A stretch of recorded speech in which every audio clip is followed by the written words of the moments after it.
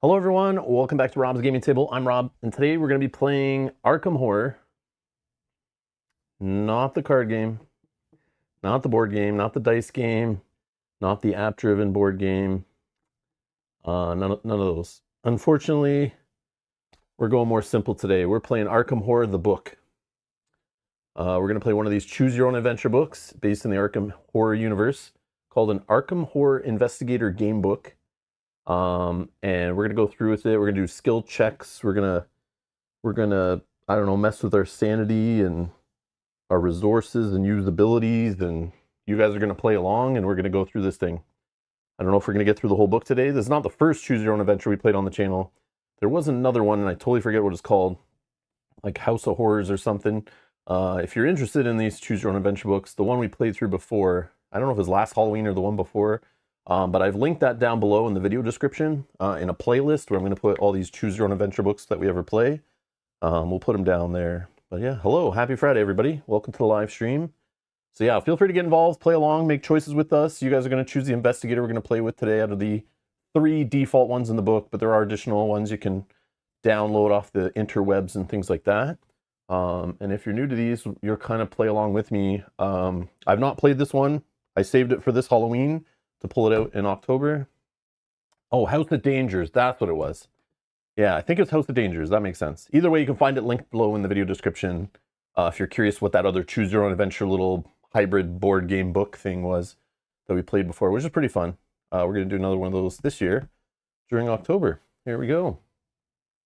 Hello everyone, hello, hello, hello. Come on in, come on in. So these things, these game books, I guess they don't have the rights to the Choose Your Own Adventure title, but I think that's what they are. Again, I've never played one of these game books, but we're going to do that today.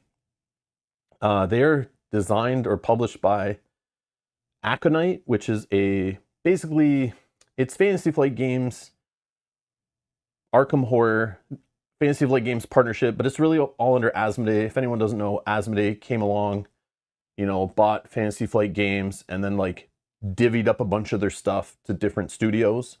So they took all the books that Fantasy Flight Games used to do, all the lore books, art books, you know, all that kind of stuff, and they passed it on over to another studio called Aconite, I think it's called. And I don't know if that's how you say it, but they handle all the books under Asmodee, like the RPGs and stuff like that, that normally Fantasy Flight Games would have done before. And yeah, that's who publishes these. So if you're looking for like books that are in the Arkham Horror universe, they're all under this publisher now, Aconite Games, or Aconite Books, or whatever they're called. And this is not the only game book. There is another one that I saw earlier this year. I haven't bought it yet. I want to see how this one goes. But maybe next year we'll play that one. But there is another one called Tides of Innsmouth, which came out, I think it was this year I saw this one. Yeah, June 3rd. And when's the one we're playing today? I think this one came out like last year, the year before, maybe. Oh, last year. Yeah, this one came out last year. This one I wanted to play last year during Halloween, but it just didn't fit, and I didn't find time for it. So I kept it in the queue for this year, so I've been holding on to it for like a year. But yeah, of course, there's going to be spoilers if you're playing through this. We're not going to see everything, of course. There's lots of entries that you're going to choose based on your playthrough. It is replayable because you can pick different characters that have different abilities, strengths, and weaknesses, yada, yada. And you'll pass certain tests, fail certain tests. Certain tests will be easier or harder depending on, you know, conditions you have and stats you have and abilities you have and that kind of stuff, supposedly.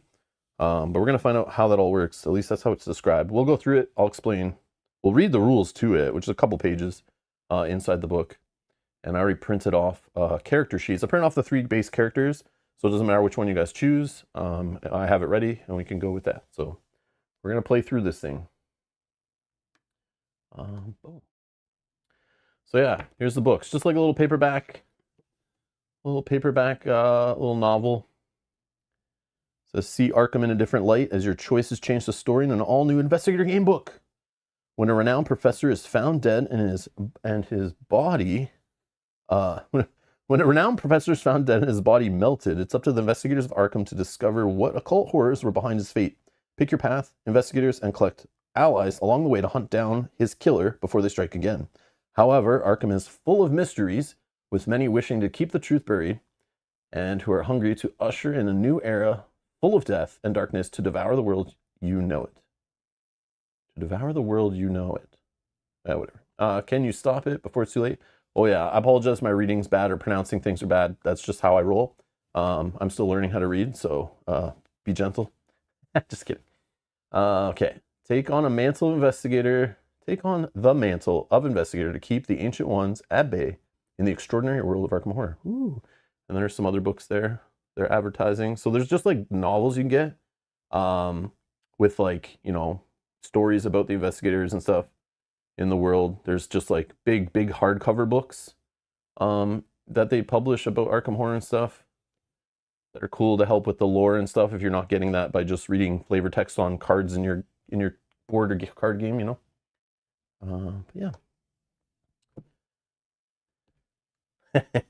Hey Jay, how's it going? Hey Derek. Books? I'm out of here. I don't know about all this book learning stuff. Yeah. What are all these words? Where's the pictures? I got this picture. I don't see any more pictures. Oh, I saw a picture. Oh, we're in for a treat. They don't look colored though, so that's not cycle kind of low quality, I guess. I don't remember how much I paid for this thing. I bought it like over a year ago, so let's give it a whirl. All right. So before we pick our investigator, we need to know how this game works. So let's read a little story here. Arkham Horror. It is in the height of the Roaring 20s. Here, I think I could do this. Fresh enthusiasm for the arts, science, and exploration of the past have opened doors to a wider and beyond, to a wider world and beyond. And yet a dark shadow grows over the town of Arkham.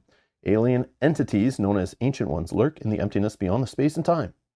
Writhing at the thresholds between worlds, occult rituals must be stopped and alien creatures destroyed before the Ancient Ones make our world their ruined dominion. Only a handful of brave souls with inquisitive minds and the will to act stand against the horrors threatening to tear this world apart. Will they prevail? All right. Okay, you out of here. Oh, for Jake. Okay. Greetings, investigator. Welcome to Arkham. By entering the pages of this investigator game book, you have taken on the role of one of the brave investigators driven to uncover the truth behind the strange goings-on in the legend-haunted city of Arkham. A game book is both a book and a game. Yeah, that's what my second grade teacher kept telling me. Liar. No, sure. Okay. The choices you make, as well as your success, will tests of willpower, intellect, and combat. Whoa, where have I heard those before? I've heard those somewhere before. Will determine the route you travel through the book, deciding victory or defeat in your attempts to unravel the sinister mystery within. If you've played other adventure game books, you'll be familiar with the concept, but this is Arkham, and a few things are a little different. So you'll want to read over the next couple of pages before your investigation begins. Unlike most other kinds of games, you don't need to learn all the rules before you start to play, but if you're a nerd like Rob and you get frustrated and you want to know all the rules before you even start playing, keep reading. Okay, take note of names, locations, and anything else that might prove advantageous to you on your adventure. Some clues are obvious while others are obscure. Ooh, pay attention everybody, got to find these clues that I miss. If you're new to this type of adventure or simply eager to begin, oh no, we don't rush around here. We're not eager at all. We're going to take our sweet time. Okay, where was that? You have a choice to bypass some of the following instructions and leap right in. The book presents the choices you'll be required to make and the tests that you will face as you go along. However, if you're curious to understand further complexities, there are just a few things you'll need to know before you start, and additional pointers it will prove useful to know. What you will need. Okay. You will need some ordinary six-sided dice. Done. A couple is plenty. Grab them now. Oh yeah, good work. You'll also need something to keep track of your investigator's progress. You can use and photocopy, if you wish, the character sheet on page 283. Let me see this 283 page thing. What? 283? No, that's wrong, right? Yeah, that's wrong. Because page 283. Yeah, okay, we already found typos. Come on, man. It's probably in the back, right? No, maybe not. Oh, here it is on page not...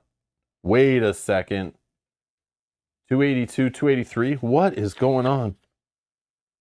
Oh, man, they said it was going to be strange because it's Arkham Horror. How does it go from 300, page 300 to page 300, to page 280? Man, I haven't read a full book in a while. Like, maybe back in my day, the pages were in order number. I'm getting old or something, man. Is this the new thing? This is how... Or is this to mess with us? Are they going full crazy? Either way, you could photocopy this tiny little thing, or you can print it out. Why are there... Yeah, anyways. Okay, let's... I just was curious how it was, but you can go to the website and scroll down here, and this is what I did, I think. Somewhere here. Oh, downloadable character sheets. And they have an editable one, so we could have done it digitally, I think, where you could just like type it in as you play. So if you want to do that and keep it like, you know, you guys will have to see my writing today, and you'll see why I debated doing it that way, because my writing is very bad. But there's a blank investigator sheet right here. And then I downloaded just the pre-filled Agnes, Rex, and Nathaniel Cho. Oh, I didn't see there was Stella. Oh, I didn't scroll down very far, obviously. But I just did the 3 that were in the book, the base ones. But they have plenty. So like if you like one of these other characters, like the magpie and the bat, I don't know. I don't know what that's all about. That's probably something cool in the book. We'll hopefully find out. But they're all here on the website. But I just printed them out. They're all pre-filled in. Where I'm going to be writing is kind of tiny, so hopefully I can write in here like, this is how it would look if you're doing it digitally. It'd be very clean and nice, but you're going to see me chicken scratch all up in this thing. And you'll be erasing and writing, as you'll see. At least that's what it says. Okay.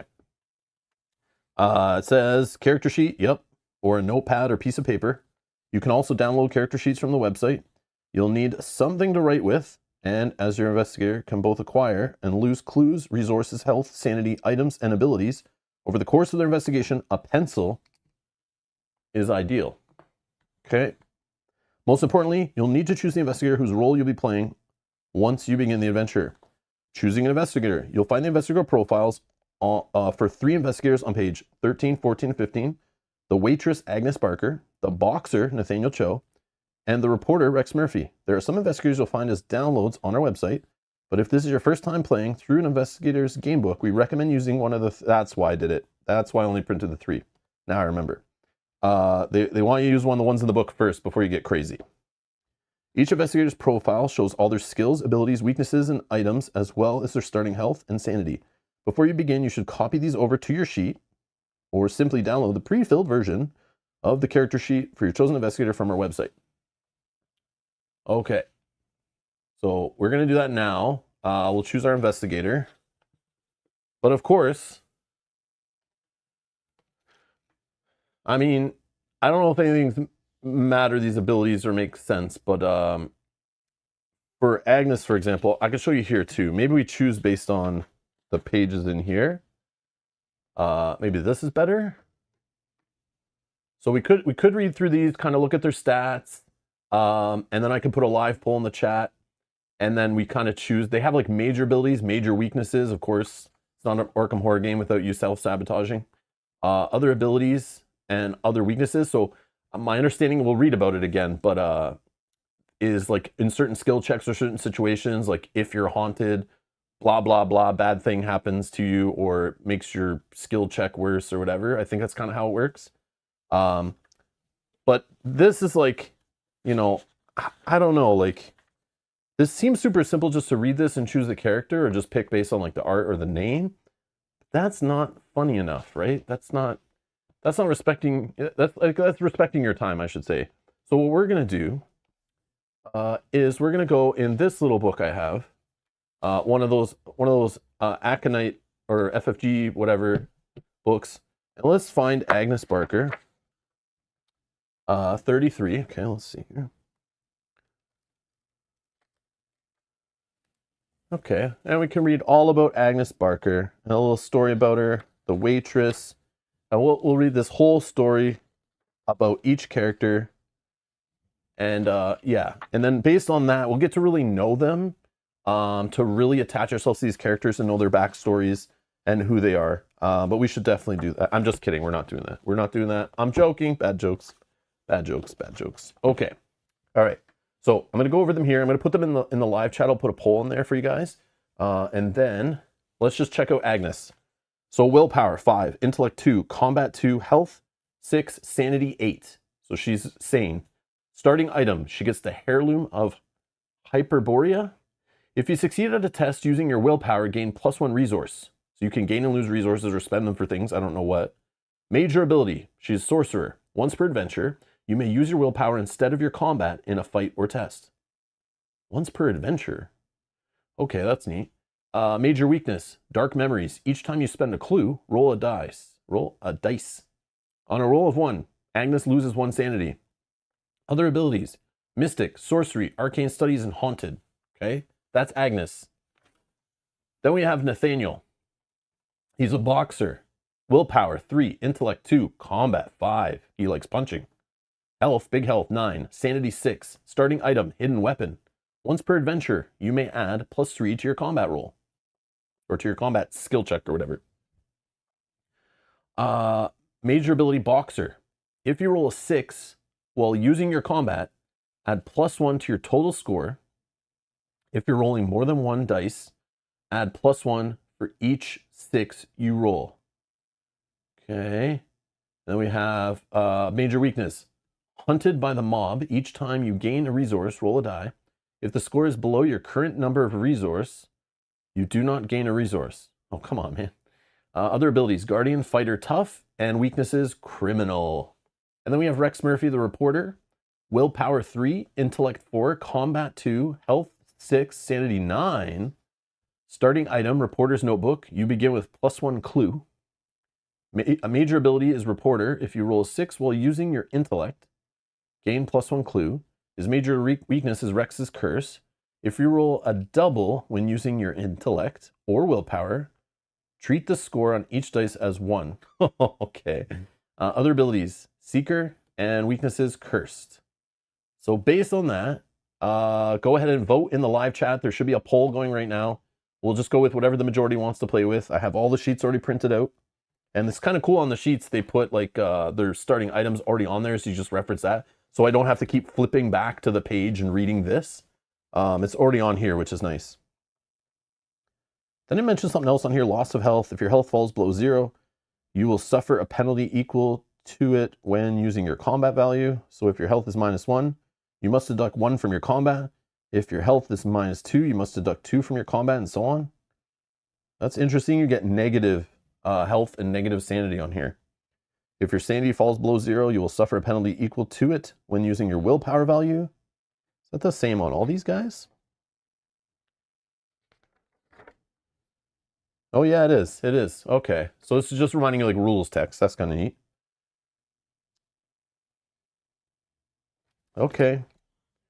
Okay, let's go back. While you guys are voting, we're going to read more of the game rules here. So now that you have your character sheet, you're about ready to begin. But first, it's useful to know a little more about the information on your character sheet, or your character sheet presents. Your character sheet represents you in the role of your chosen investigator. You are them now, and their fate is your fate. Uh-oh. So if I die in the game, I die in real life? Or if I go crazy in the game, I go crazy in real life? Sounds accurate. The character sheet tracks your progress through a number of game stats and also provides space to record anything you pick up along the way, such as clues and resources. It mentions the skills, willpower, intellect, and combat. Each investigator has 3 skills, willpower, intellect, and combat. Throughout the adventure, you'll face challenges which test these skills in a variety of different ways. When facing one of these tests, the entry in question will explain how to resolve it. Skills are represented by a number, and this number may occasionally change during the investigation. Health and sanity. These 2 game stats describe your investigator's current physical and mental well-being. Like skills, they are represented by a number and tend to go down as the adventure goes on.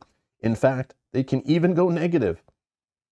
I didn't think these Arkham games could get any worse. No, I'm just kidding.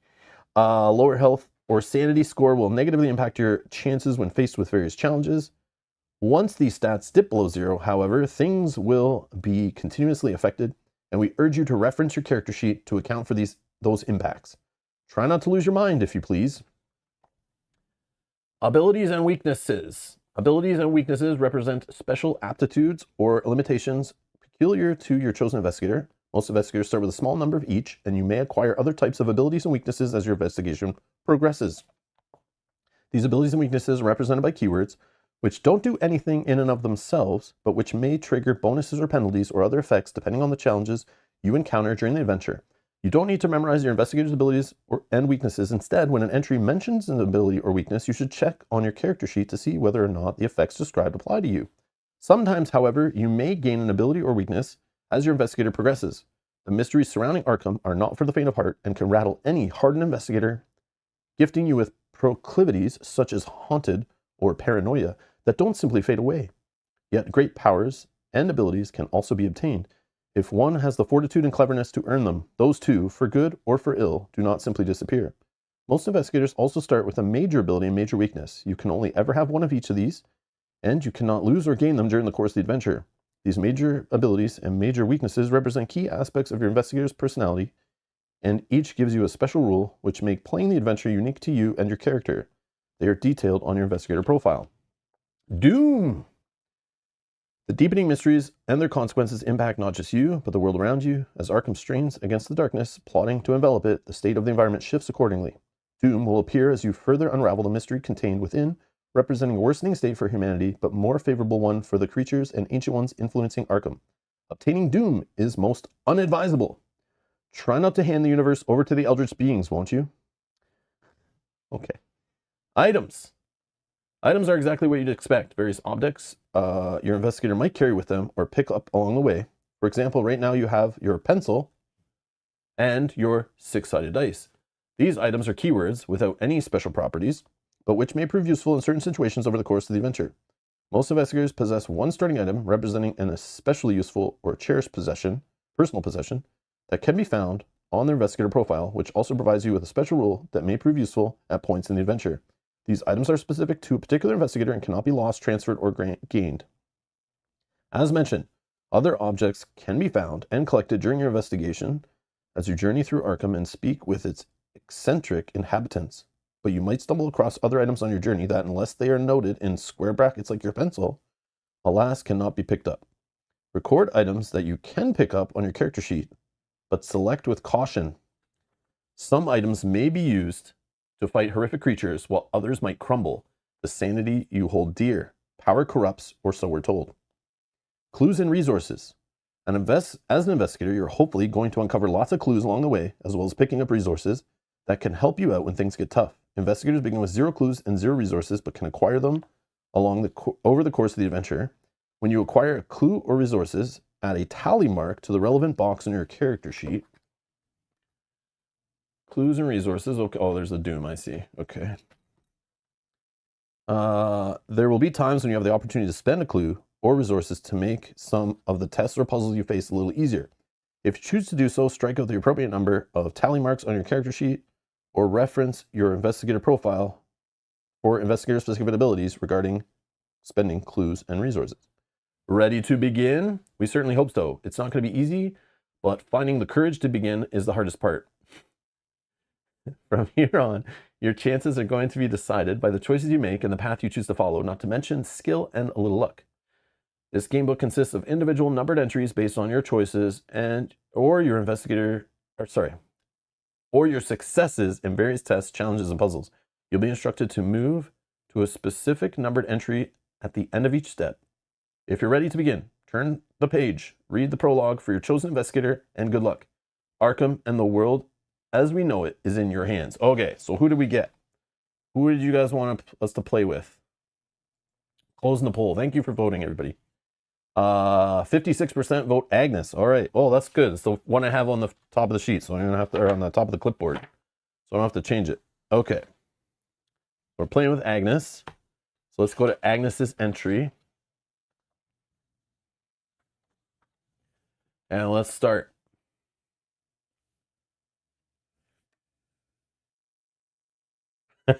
Minion says, so each investigator will have a specialty. I assume the waitress Agnes will have the best combat stat from having to deal with unruly customers.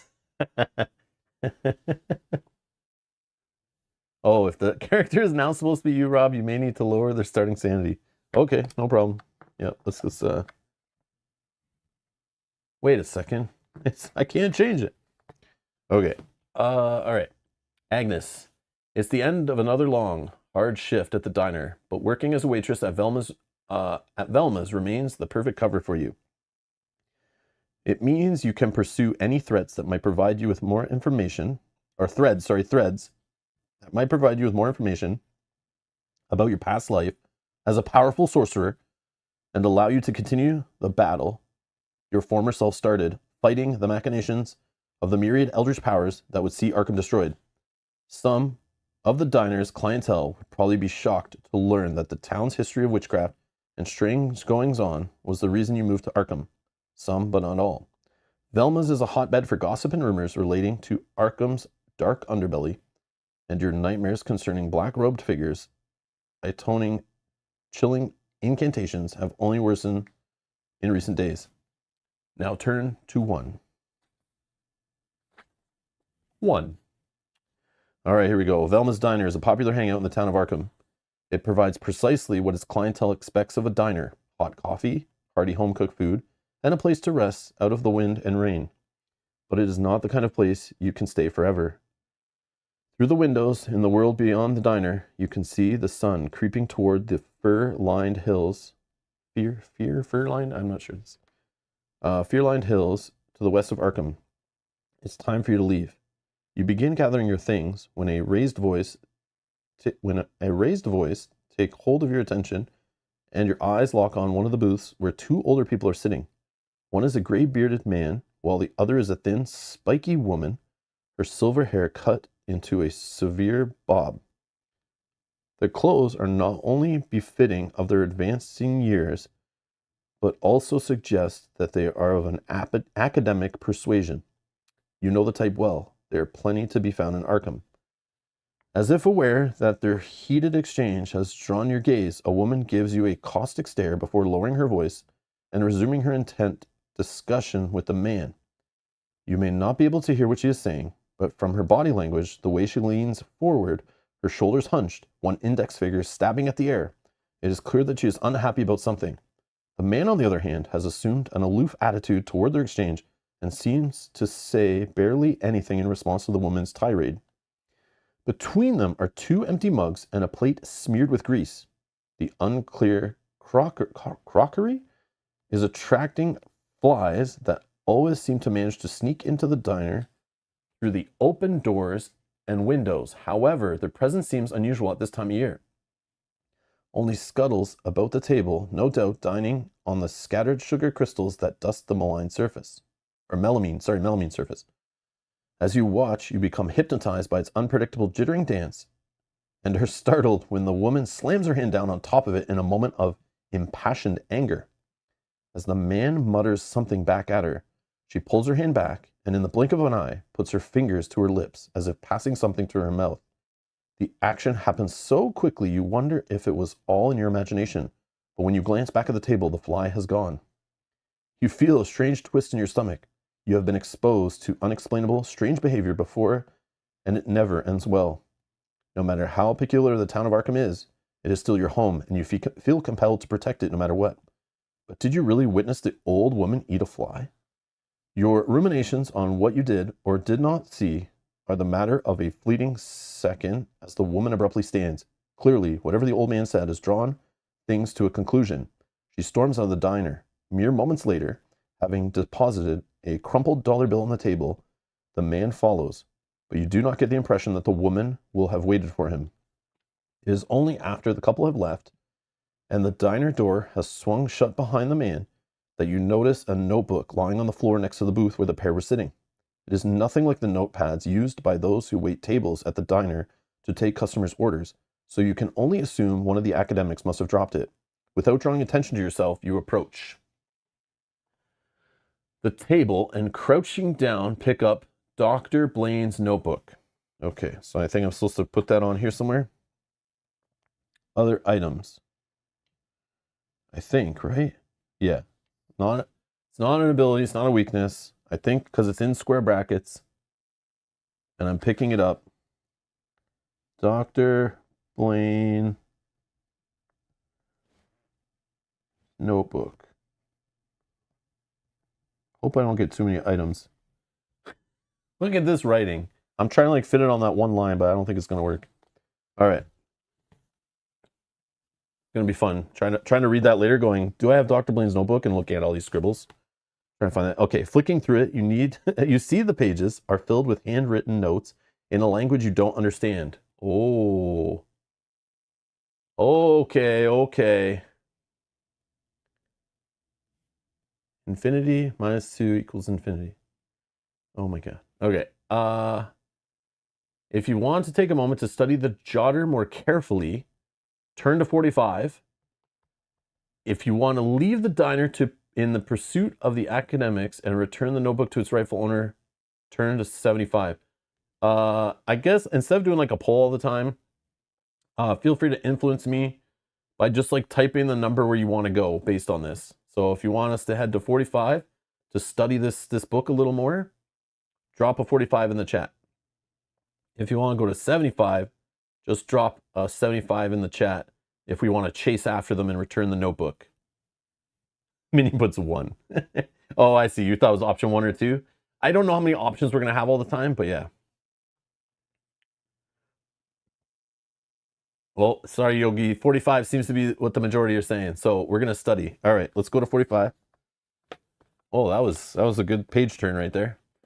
Okay, 45. The jotter is filled with esoteric scribblings executed in careful hand, but all is unintelligible as they are beautifully written. Some pages are covered in picture script, but like nothing you've ever seen before, while others bear line after line of what looks like mirror writing, but which, when reversed, still makes no sense. And then there are the drawings. One appears to be that of a curious vessel shaped like a giant cicada and covered in more of the curious pictograms. Others appear to be anatomical illustrations, but of things composed of malformed claws, distended jaws, and too many eyes. Just looking at the crude images makes you feel uneasy, as if one of those hideous things is reaching out to lay a claw on you even now. You tell yourself you're being silly, but glance over your shoulder anyway, just in case. Take -1 sanity and +1 clue. So -1 sanity, so 7. Okay, and +1 clue. Okay, 1 clue. All right, actually we can probably, I don't know. Yeah, we'll just keep it there. That's fine. Okay. You dread to think of what secrets the notebook contains, but you still feel an overwhelming urge to find out more, if only because the strange behavior exhibited by the arguing academics, and you will remain ignorant of the truth unless you find someone to help you decode the symbols within. When you think of arcane symbols, there's one place that springs to mind immediately. If you want to take Dr. Blaine's notebook to Ye Old Magic Shop, nice, in Uptown, turn to 171. If you want to chase after the academics, so they're giving us a chance to still chase after them. In order to return the notebook to its rightful owner, turn to 75. I wonder if that like ends it or something. Like, what is this 75 really pushing on us, you know? Yeah, I think we go to the Ye Old Magic Shop. Let's do it. Let's do it. Yeah, let's go there. Okay, 171.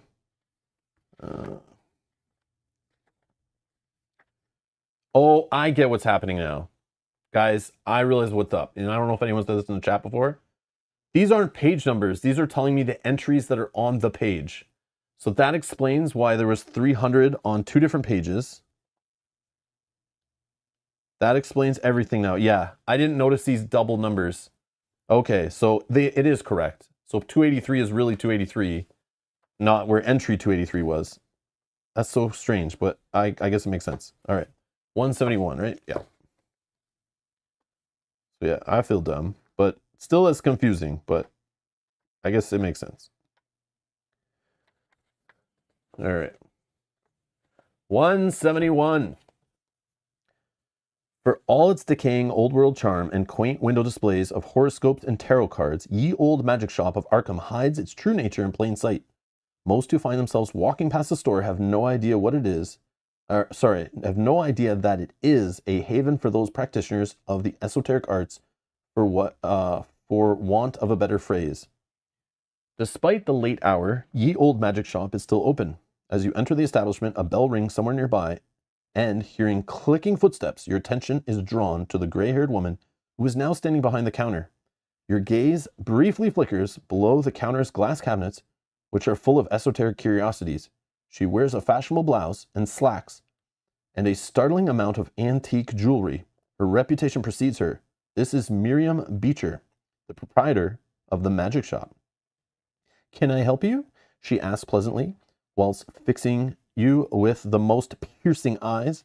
In spite of any fears you might have about letting others know you are in possession of Dr. Blaine's notebook, you came here specifically to have someone help you to decode its contents. Excuse me. Proffering Miriam the notebook, you ask if she can help you translate what is written within.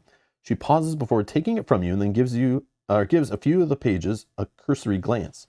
"As a rule of thumb, you should not meddle in the things you don't understand," she says coldly, that piercing stare of hers unrelenting, especially here in Arkham. You explain that it is too late for that, to which she replies, "Then there will be a price to pay." "I have money," you tell her. "I do not mean money," she says, and you feel a chill creep into your limbs as goose flesh rises on your skin. "Do you still desire to discover the truth, no matter what it may cost you?" "Well, do you?" If you decide it's time to leave ye old magic shop before you find yourself writing a check your body can't cash, turn to 141. If you are prepared to pay to gain insight into the book's contents of Dr. Blaine's notebook, go to 161. Yeah, Snowy Dude, we're playing a Choose Your Own Adventure book today. Yeah. Get in the Halloween horror mood, right? Enjoying October here. Okay, 161. All right, I see you guys saying that. All right, it's like you're all on the same page. That's crazy. Get it? All on the same page? Okay, so 161.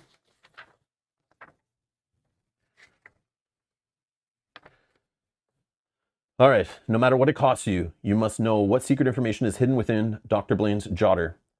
"Very well, follow me," says the venerable Miriam Beecher, and she leads you to a back room draped with moldering curtains and threadbare gauzy drapes that make you feel like you have been transported into a down-at-heel fortune teller's tent.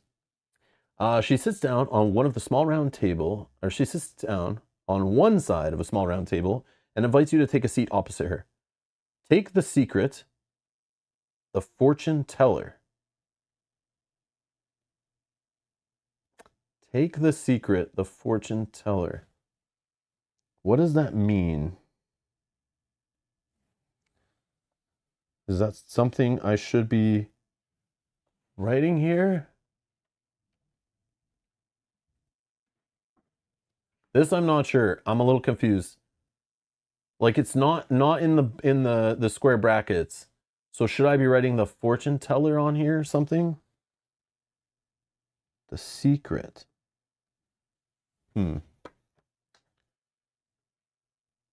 Yeah, my game rules lawyer stuff's kicking in like.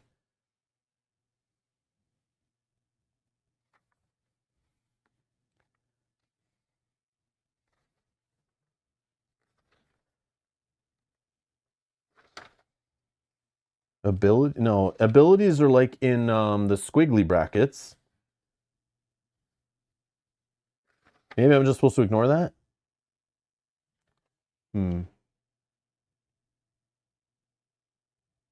I don't know, but items are always supposed to be, they say sometimes you'll see items in the world, but you can only pick them up or put them on your sheet if they're in the square brackets, right?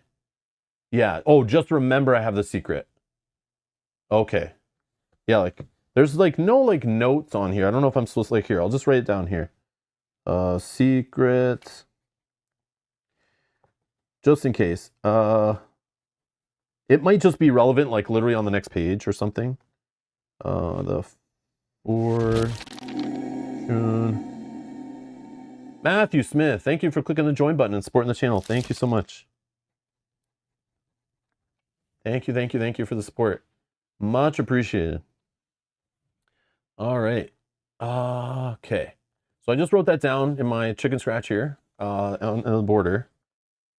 And then what I'm about to share with you will change you forever, she says, placing Dr. Blaine's notebook between you. Once the door to knowledge has been opened, you will not be able to forget what you discover lies beyond ever. Are you ready? Okay. You nod to confirm that you are, even as you feel the shadows at the corners of the room thicken and swell. Do these symbols appear at all familiar to you, she asks, opening the notebook, seemingly at random? If you have the Ancient Languages ability, I have Mystic, Sorcery, Arcane Studies, and Sorcerer. So no, I don't have that ability, but obviously there's some characters in the game that would. So I don't have that. So I'm not going to be choosing 191, right? Unless I mess something up here.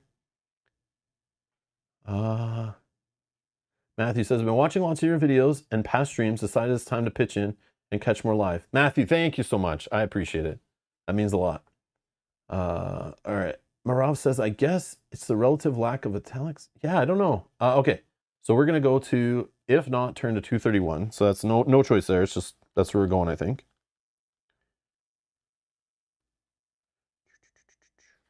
231. Okay, we found it. I've never seen anything like them before, you tell Miriam. I was hoping you might be able to tell me what they are. Take a look at them again, she says, the owner of Ye Old Magic Shop. Do you see anything now? You stare at the curious sigils until they start to swirl on the page before you, like a pattern recognition test. Roll one die. Okay, we got our first little skill check here. So we're rolling one die and add your intellect. You can spend one clue to roll 2 dice and pick the highest. If you have the Arcane Studies ability, add 1 as well. Arcane Studies. Okay, we have Arcane Studies. So an 8 or higher or a 7 or less. I feel like I only have 1 clue. Like, should I be spending that already? I like to hoard stuff in games, but I don't know if like... So I roll 1 die, and I get to, by default, because of our Arcane Studies, I add a +1. So I'm... How am I... Oh, and my intellect. Sorry, let me check my intellect. It's only 2. My intellect's low, so maybe I should spend a clue? Yeah, because it's like... I could roll like a 5. +2 is 7, and I get a +1 because of Arcane Studies. So I need a 5 or 6 to get the best result. So I probably should roll 2 because that's like a little high. Or is this like not that important, you know? Yeah. Oh, I lose sanity if I use a clue, right? Oh, that's this one, right? Where was that? Major weakness. Yes, yes. I forgot that was Agnes's thing. Dark memories. Each time you spend a clue, roll a die. Oh no, it's only a roll, right? I don't always lose it, minion. It's only if I roll a 1, so it's like a 1 in 6 chance. But do we tempt the dice gods today? I don't know. And we got to remember, I have this once per adventure, which I'll probably forget. I feel like there'll be some kind of cool final showdown or something, and hopefully we use this then. I don't know if I should be using it like right off the bat. Because once per adventure, you may use your willpower instead of your combat in a fight or test. So I'll wait till if we have a fight with like a monster. I'm gonna do it. I'm gonna spend a clue. I'll just erase the clue. I don't know if that's... It tells me to just mark them out, but I don't know. That's gonna get messy in there. Unless you only get like 5 clues for a whole run. So I have 0. So this is gonna allow me to roll 2 dice, right? And pick the highest. Okay, so let's do that. Throw them in the cup.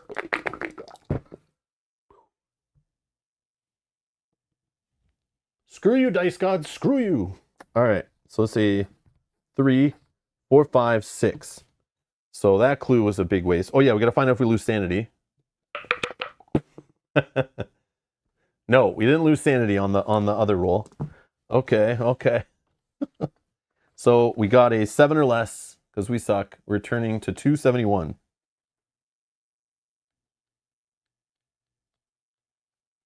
Ooh.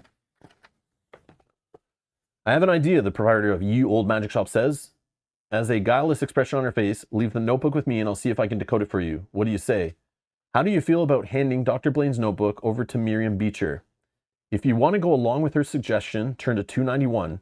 If you don't want to give her Dr. Blaine's notebook, turn to 141. No, Marav, it's okay. If we're using bad dice luck now, it'll all even out. So in the more important stuff later in the story, we'll be rolling 6s all day. It'll be great. Erica says, no, 141. Don't trust her. Oh, okay, if we're not. I mean, she did give us attitude when we came in, right? Staring at us with her piercing eyes. Okay, 141 seems to be the majority. Sorry, minion.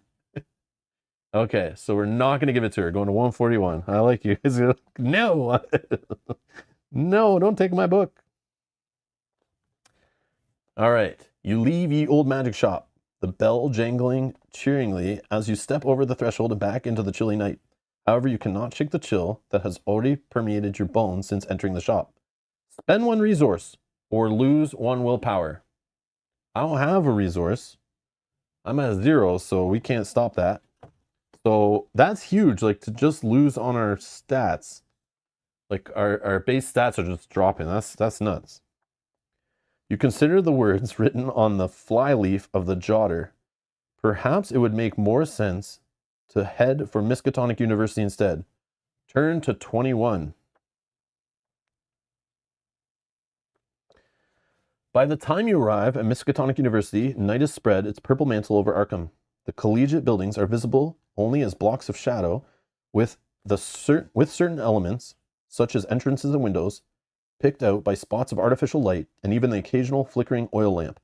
But one building is more brightly lit than the others, due to the presence of several police cars and other vehicles, their headlight beams on full, and that is the Science Building. Not only that, but a cordon has been erected around the entrance to the building, manned by a single police officer. Nearby, a huddle of people are in deep discussion. 3 of the men are wearing the peaked caps and uniforms of the Arkham Police Department, while the last is a tall man wearing a long trench coat. Okay, that must be the detective. All right, let's see. If you have the police or detective ability, turn to 297. No, I don't have a police or detective ability. What do you want to do? Do we attempt to sneak past the police cordon and enter the building, turn to 61? Or talk to the policeman, turn to 81? Matthew, sneak! Do we think we're good at sneaking? I don't know what sneaking... Would that be like a... I don't know. Is that intellect or will? Like, that can't be willpower. It's like intellect? Or maybe combat? I don't know. I would think agility, but it's missing. There's no agility in this game. Minion says 61. All right, we go with 61. Sneak. We're gonna go sneak in. All right, you sidle up the piece of rope that has been used to cordon off the entrance to the Life Sciences Department, and when the rookie who is on duty has his back turned, slip underneath it into the building. You do not get very far before you hear rapid footsteps behind you and you feel a firm hand on your shoulder. Stop right there. It is the man wearing the trench coat. He whips out his badge, and you need the name upon it. Who are you, and what business do you have here? Detective Harden asks. You saw the rope, right? You know you just crossed a police line? You're going to have to think fast if you were to come up with a convincing excuse. Oh, cool. Make a quick thinking test. Roll 1 die and add your intelligence. You can spend 1 clue to roll 2 dice and pick the highest. Okay, so that's going to be a thing, I guess. If you have the quick-witted ability... Nope. Add 1. What's the result? Okay, so we're just going to roll 1 die. We don't have any clues. And our intellect is 2. It's a 2. Great. Okay. So we have 4. 6 or less. Oh, hold on. Oh, so if we gave away the notebook, it's the same as rolling bad. So that's not good. So we're going to turn to 81 because we didn't get a total of 7 or more. So yeah. Okay.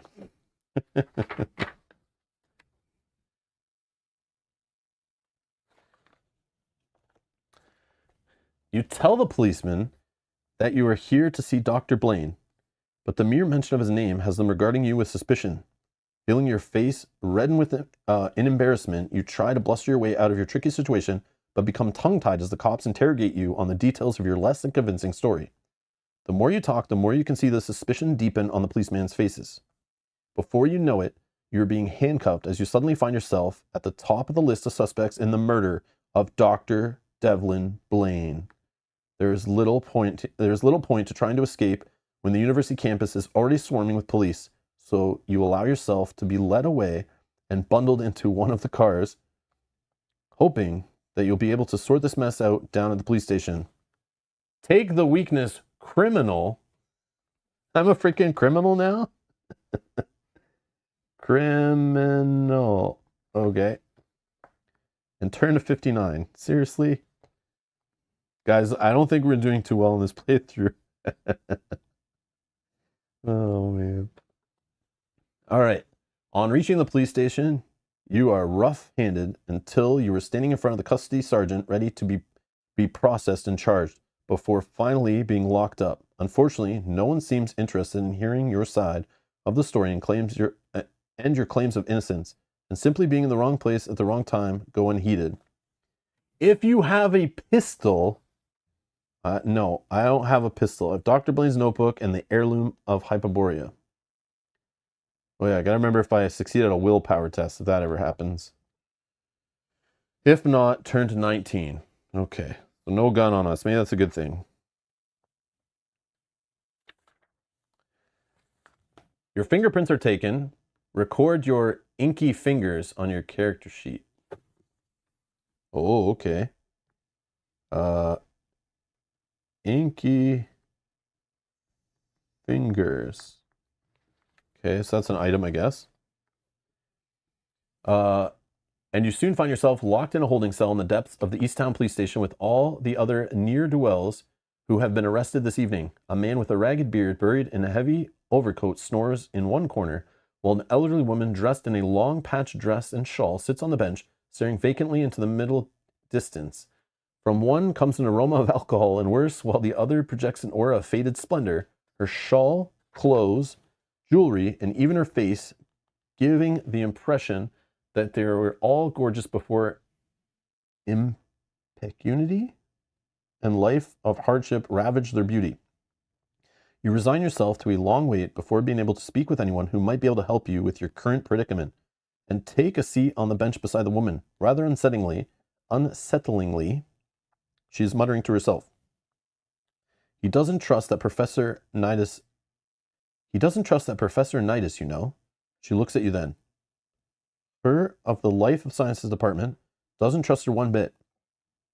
And he's not too keen on that Dr. Waugh either. He's an, what do you call it? An astrophysicist, she says, breaking the word down into its component parts. He works at the Warren Observatory, but hardly ever leaves his office. Who doesn't, you ask? Unable to help yourself? Trust them, I mean. Dr. Blaine, of course, the old woman says with a chuckle, giving you a nudge with her elbow. How does she know so much about Dr. Blaine and his associates? She suddenly grabs your hands and hers, and her demeanor changes. She fixes with you a penetrating stare. I see darkness in your future. You gasp at this rather unexpected turn of events. Her behavior both perturbs and intrigues you. If you want to pull your hands away, turn to 99. If you want to leave them where they are and see what happens next, turn to 159. We're going to let her read our palms or something here. Because we do have Secret, the fortune teller. Maybe this is a thing. I don't know. Okay, 159. Yeah, all right, I'm down. Yeah, I know. I need to encounter willpower test. Yeah, I agree. Just remind me, though. I might forget when we finally encounter it. 159.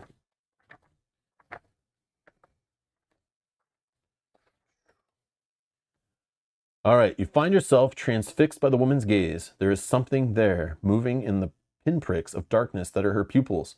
And then she speaks. When the moon in darkness dies, then a new gold shall arise. Okay, when the moon in darkness dies, then a new gold shall arise. 1 from 3 shall claim the prize. 1 called from the burning pit, 1 that seeks the veil to split, and the last, sorry, the burning pit, the one that seeks the veil to split, the last, the child, its egg forfeit. The Litling chant sounds like prophecy more than anything else. Take 1 clue. Oh, and secret cracked. Okay. So secret, I don't know, this can where all our secrets are written, I guess. Cracked. Okay. And 1 clue. Okay. But the look in her eyes and the subtle power behind her words unnerves you. Make a fear, that's all like written together. Make a fear test. Roll 1 die, add your willpower. Okay, okay. You may spend 1 resource to add 2 dice, or to add, roll 2 dice and pick one of the highest. Pick the highest, sorry. If you have the weakness haunted, deduct 1. Oh, I'm haunted. Dang, nabbit. Okay. So, willpower is 4. Okay, willpower is 4. I'm going to roll 1 die, I think. But I'm already minusing 1 because I'm haunted. And then what is it if I pass a willpower test? So 1 spirit adventure. Nope, where is it? Where was that? Oh, the heirloom of Hyperbia. If I succeed in a test using your willpower, gain a resource. So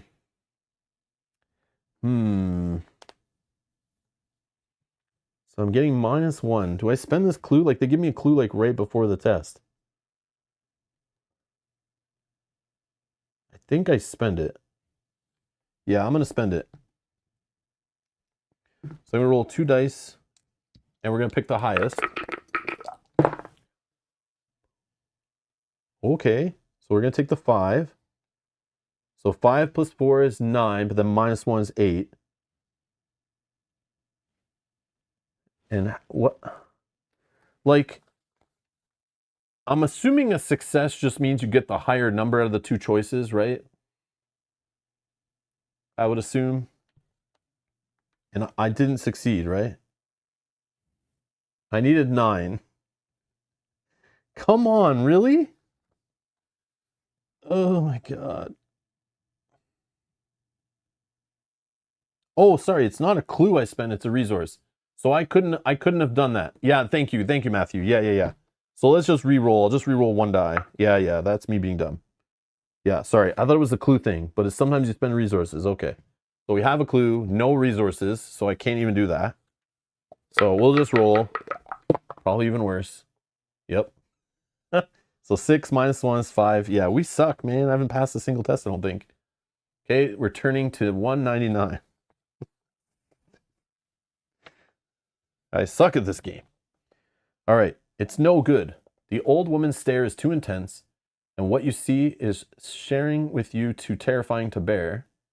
What she is sharing with you is too terrifying to bear. You pull your hands free of her grip at last. As you do so, her shoulders sag and her hands drop into her lap. She looks utterly exhausted. She does not utter another word, but she does not need to. The truths she has revealed to you, and you know that they are truths, are enough to shake you to your core. Lose a sanity.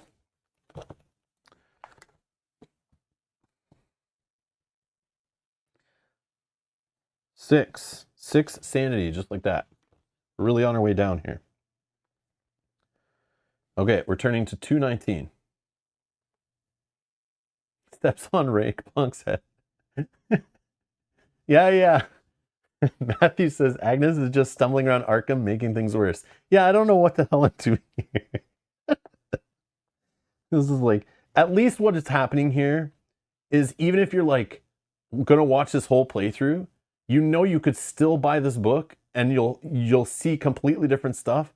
And I swear it'll probably go better for you. Like I promise it probably will. So you're gonna see all the good side of the book, not what I'm reading. Like this is the worst timeline, right? So like yeah, we'll probably end up failing too before even seeing like the whole adventure. So even our bad run, right? So it'll leave plenty for you to discover on your own. That's why we're doing it like this way, right? Right? Yeah, that's what I'm gonna tell myself. Okay, you have been in the holding cell for an hour when a police officer appears before the bars and calls your name. Looks like you have a guardian angel, he says, unlocking the cell door.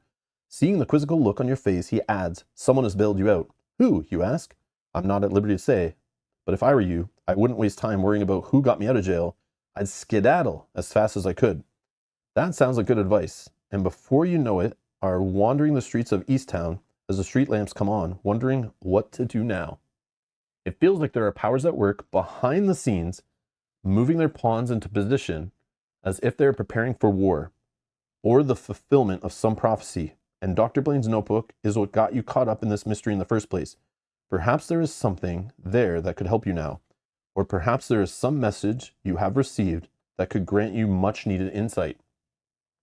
If there is, you will have 4 numbers associated with this piece of information.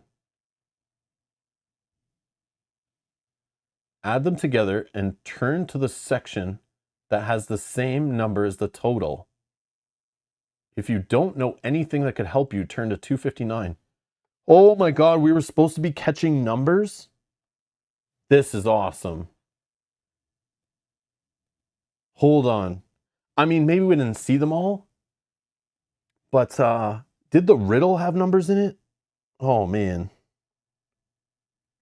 Did the riddle have numbers? It did, right? I wasn't listening. Yeah, you're right. I missed that. I totally forgot we were supposed to be like catching that kind of stuff. Oh man, what was that entry? I want to go back and read those. Yeah, from the riddle, right? Damn it. What entry was that? I want to go look.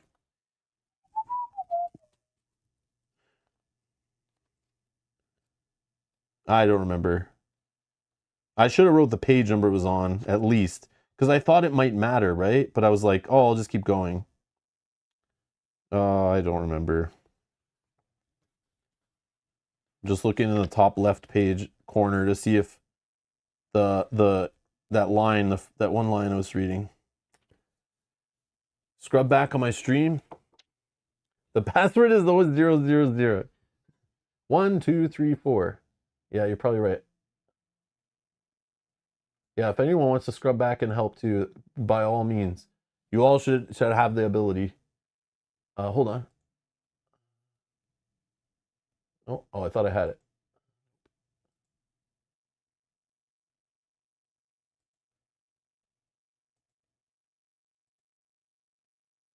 Oh, it is 159, I think.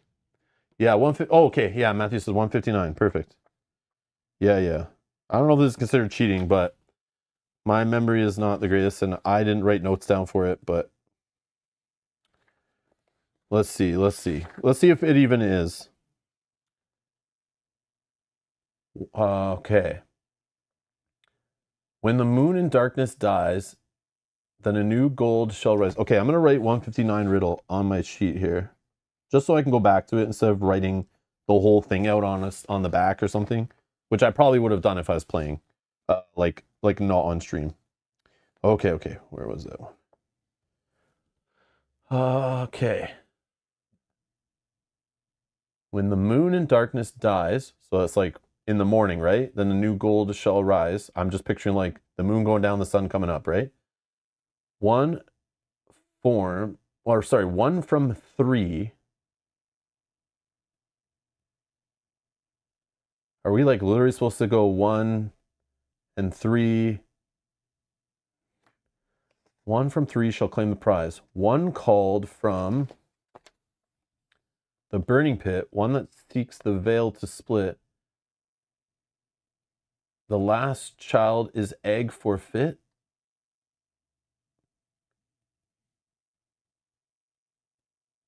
Oh, is it God? Yeah, my brain is broken. Oh, sorry, a new God. Why am I reading that as gold? Probably because I'm thinking of that, right? A new God shall rise. Moon in darkness dies. New God shall arise. 1 from 3 shall claim the prize.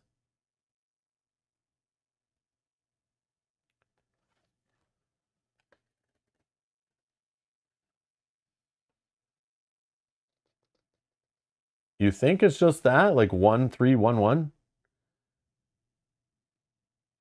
I mean, I'll try it, right? Yeah, if it's like literally just numbers, then it's like 1, 3, 1, 1. Like there's 4 numbers in the riddle. Yeah. So 6, yeah. I don't know. So we're going to entry 6, it said, right? 199. 219.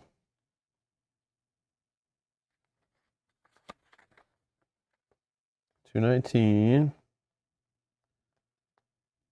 4 numbers associated with this piece of information. Add them together. Turn to that section the same number as the total. Okay. So I'm going to do this. Let's just slam a bookmark in here just in case.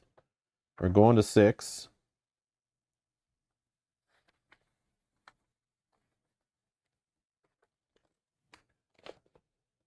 You consider the words of the prophecy once more. You're not certain what, when. Oh, okay. So it is that. That's crazy. That's crazy. Out of all that, I should be caring about numbers? That's so weird. You're not certain, but when the moon in darkness dies means, but it sounds ominous. And then a new God shall arise sounds even worse. Combined with 1 from 3 shall claim the prize makes you wonder if there are 3 factions working to bring the prophecy about. And what could that mean for Arkham? Take the secret hidden for... Hidden for... Okay. Could Dr. Blaine have been involved with one of those factions? And if he was, does that mean his Professor Nidus is as well? Perhaps that was what they were arguing about, but he also had his doubts about Dr. Waugh, the astrophysicist. What part does he have to play in all this? Considering Dr. Blaine is out of the picture, if you are going to get to the bottom of what actually happened to him, you are going to need to investigate his rivals, Professor Nidus and Dr. Waugh. But which of them do you want to look into first? If you want to look into Professor Nidus, turn to 125. If you want to find out more about Dr. Waugh, turn to 155.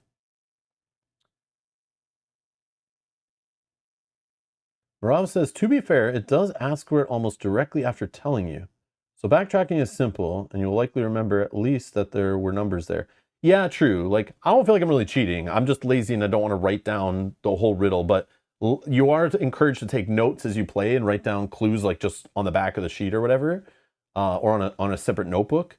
But you guys know me. When we're playing on stream, it's like, I don't want to be sitting here writing forever, so we kind of use technology to cheat a little bit and just like snap screenshots, scrub back in the stream, you guys helping out as we play along, like, you know, together we can be as good as one player, one good player. We put all our minds together. Okay, so 155. Yeah, the astrophysicist. Yeah, have I been saying that right? Yeah, astrophysicist. Sounds cooler. All right, so Dr. Waugh, let's do it. 155.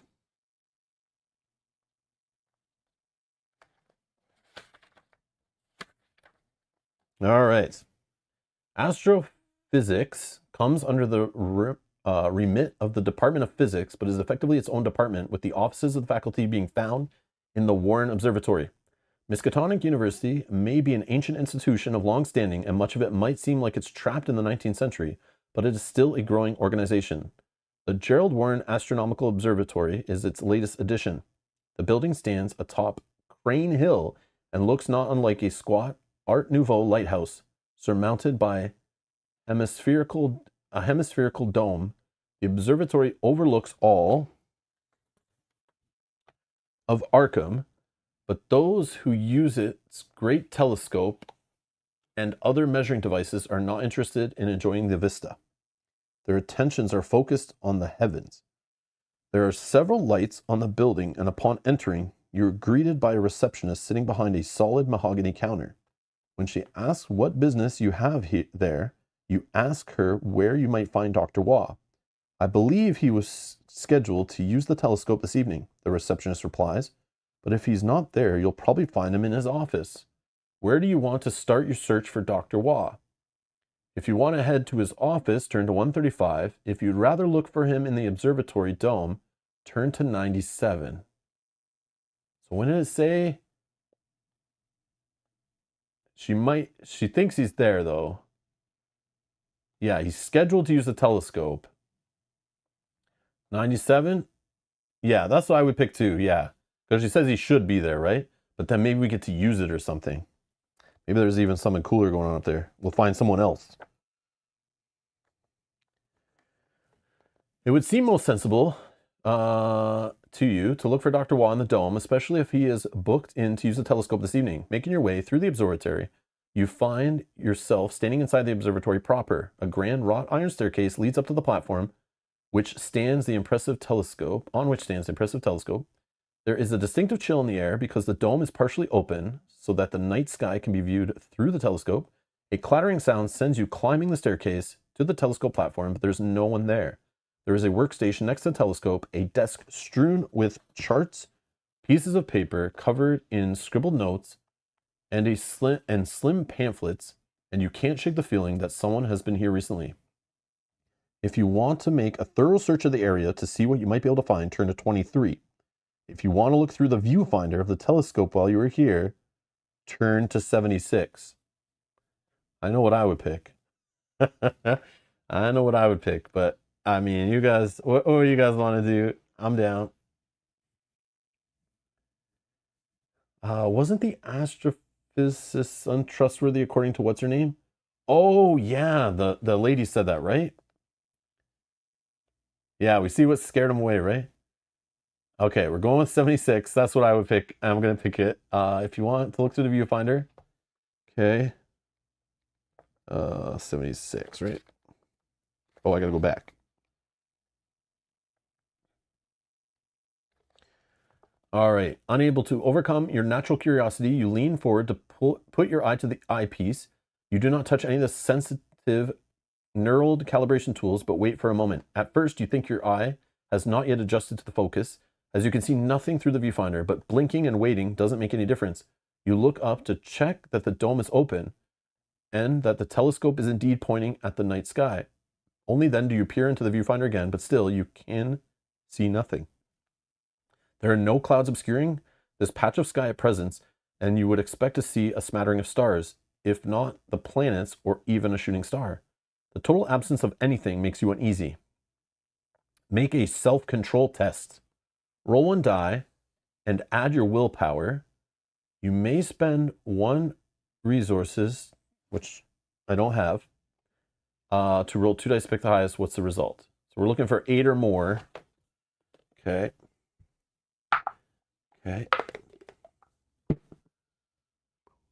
Oh, baby, we got a 6 plus a 4 for our willpower, so that's 10.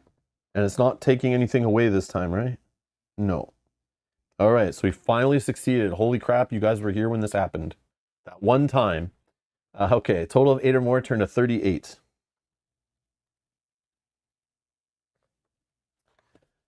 All right. Bringing yourself upright again, you break eye contact with the inescapable void and put burgeoning thoughts of cosmic entropy and the end of all things from your mind by focusing on the here and now. You are seeking Dr. Waugh, and so far you have failed to find him. But you know what he was looking at through the telescope, and you know how it made you feel. How would it make you feel if you gazed at the same empty spot in the sky hour after hour, night after night? Oh, plus 1 willpower. So we get a resource, right? Yeah, we get a resource from succeeding, from our starting item, right? Okay, 1 resource. And then 1 willpower, so we're back to 5. Sweet. Plus 1 clue. Okay, we have 2 clues. And then turn to 170. So that's what happens when you succeed. You get more good stuff. And when you fail, you lose stuff. So like, okay, interesting.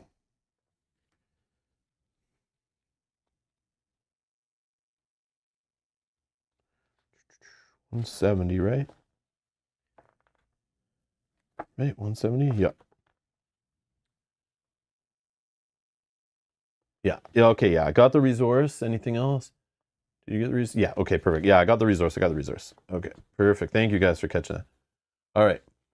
You don't know what it is that alerts you to the arrival of the ethereal visitors. Perhaps it is a subtle change in air temperature or the caress of an unexpected breeze on your skin. Or maybe it is something altogether more esoteric and unknowable than that. Nonetheless, whatever the reason, you look up and see something slip into the observatory through the open portion of the dome. You struggle to make out a definitive form, but the impression you get is of a tendril of mist or smoke, but independent of any obvious cloud or flame. As you're already looking in that direction, you catch the sight of the second one more easily, and it follows its partner into the observatory. This time, you get the impression of wing-like appendages and ridge of smoky spines running the length of what you might consider to be its back. Your mind is at once telling you what you were looking at is impossible and yet at the same time very real. And it is your own pervading sense of panic, is it your own pervading sense of panic, or are these ethereal entities really projecting an aura of malign intent? What do you want to do? Do we flee and go to 32, stand our ground, which will probably be a fight or something, go to 64, or try something else? Turn to 93. Are we good at running? I mean, we have sorcery and we're a sorcerer. So standing our ground might not be bad. I don't know. Yeah, we're not fighters, but like maybe standing your ground isn't fighting, but like, I don't know if this book is ever going to say like, if you're a sorcerer, test your whatever, and if you're a fighter, test your whatever. You know what I mean? Like, I know we can switch the fight with willpower. Yeah. That one per adventure thing, right? Our ability. You may use your willpower instead of your combat in a fighter test once per adventure. This could be the time. So I don't know. Do you think we're already at like the final boss fight? Who knows? I don't know how long these things go for, like, to be honest. There's like, like 300 pages in this book, but like, how many entries do we even hit on a one run, right? I'm not sure. That's the beauty of these things. 93? Yeah, 93, trying something else, right? Might be the magic thing. Yeah. Okay, 93. I'm good. Yeah, most of you are saying 93. I'm thinking that now that I'm talking through here. You guys are saying that. Yeah, let's do that. Try something else, 93. That would make sense. That's kind of like the magic option or whatever. The sorcerer option. 93. Oh, okay. Yeah, so here's where they catch it. So if you have pistol, or if you have these items, or if you're a sorcery, yeah, so it does do kind of like what I was thinking. So what do you have what do you have that you think might be effective against those ethereal entities? So yeah, depending on what type of investigator you are, what you have achieved. So we don't have a black talon, we don't have a brass telescope, we don't have a pistol. But we do have the sorcery ability. So we're obviously going there because that's why we try to go here, right? So 153 was this. If you have none of these things or do not want to use them now, take -1 resources and turn to 64. No, let's go to 153.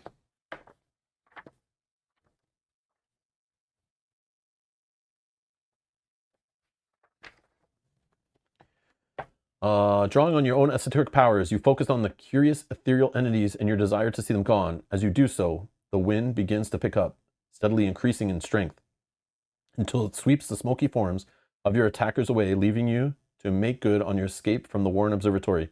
You do not stop running until you're at the bottom of Crane Hill once more. Turn to 140. Okay. Oh, no. There is clearly more to this mystery than just a strange fate met by Dr. Blaine. But where do you want to go next in search of answers? If you know of a suitable location, Ignoring the definite article, the place name will be made up of two words. For example, if you wanted to visit the city hall, you would just use the words city and hall. Turn the letters of the location into numbers using the code. Oh my God. Add the numbers together and then turn to the same section.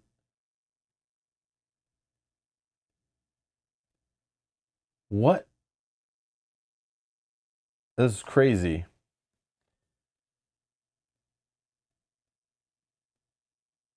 So like if we want to go to like Miskatonic University, for example, like stay there or go back. No, we're at the observatory, right?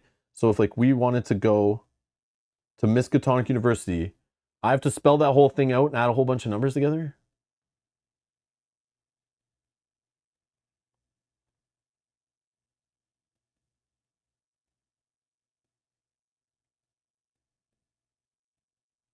Wouldn't that get like super crazy high though?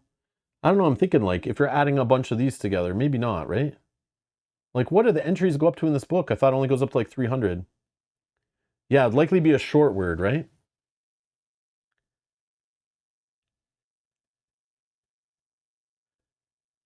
Oh, interesting.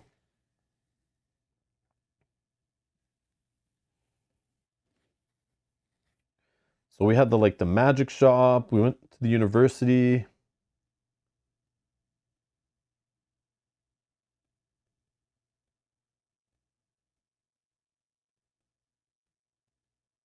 I don't think we want to go back to the diner, right?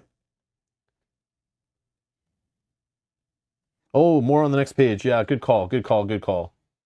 Good call. I thought we had to do this first. Okay, hold on. If the section makes no sense, you've either made a mistake in your calculations or that particular place cannot be visited. If there is somewhere else you know of that you could try, repeat the process outlined above. If you end up at a dead end, turn to 3. Yeah, like if we want to go back to like ye old magic shop, like I have to do all these 4 words, add all that up. But I worry like, yeah, if the word's really long, it's going to get like higher than 300, right? Maybe not, maybe not. Yeah, Dr. Wah's office? Yeah, I gotta spell that right though. That's the other problem too.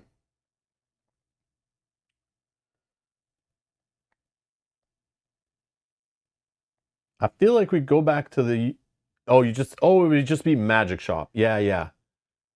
Just follow the rules. So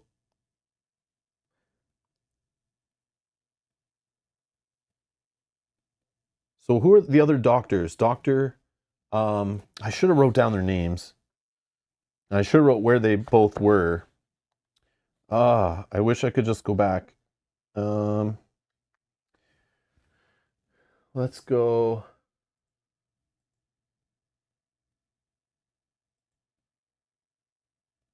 Thinking.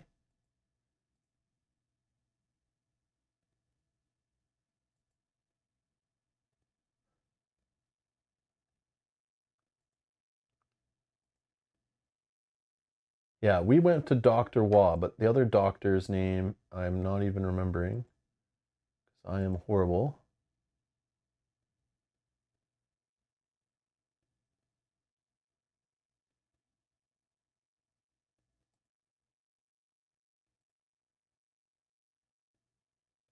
Oh, Nidus. Nidus. Where was Dr. Nidus? Or Professor Nidus? I think we go to the university, right? Yeah, I think we go to the university. That's what, like, he's a teacher, a professor, right? Like, does that make sense?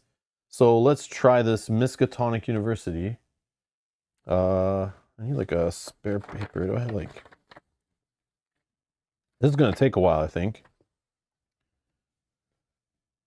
And also, I need to know how to spell that. So I will just type it in, right? Miskatonic.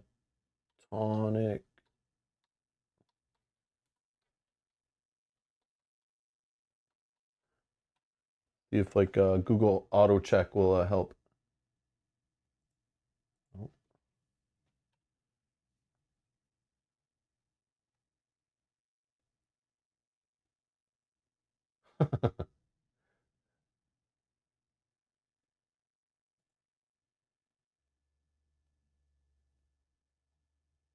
Like a real website for it? What the hell?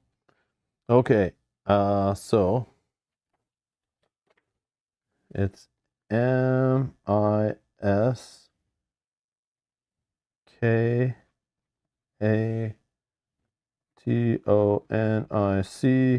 University.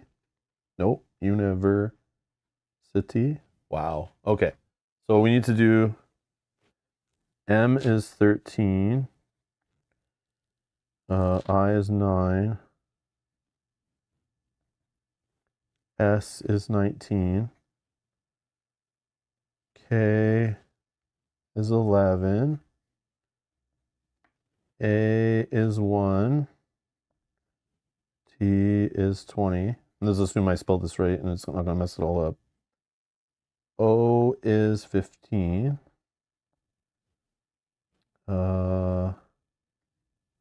N, 14. I is 9. And C is 3. And then for university, it is 21 plus 14 plus 9 plus 22 plus 5. R is 18. S 19 plus I is 9 plus 20 plus 25 equals. Oh boy. Where is that damn calculator? I have my phone nearby. Arkham is real. I know Arkham is real, but is Miskatonic University still a thing?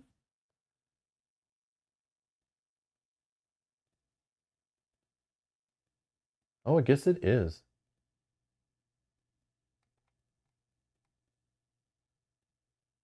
No, is it really? Okay. I'm gonna add up 2 words and then add it together at the end. I don't know. Okay, hold on. I'm gonna use a calculator on the computer, I guess.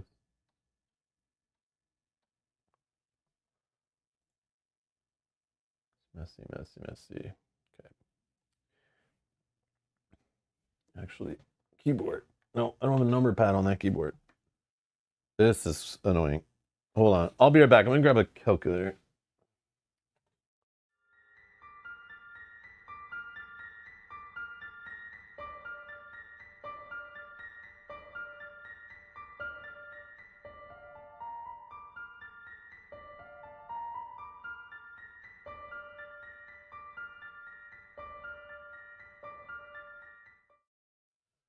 Okay. Calculator. Come on. Crappy old calculator. Okay.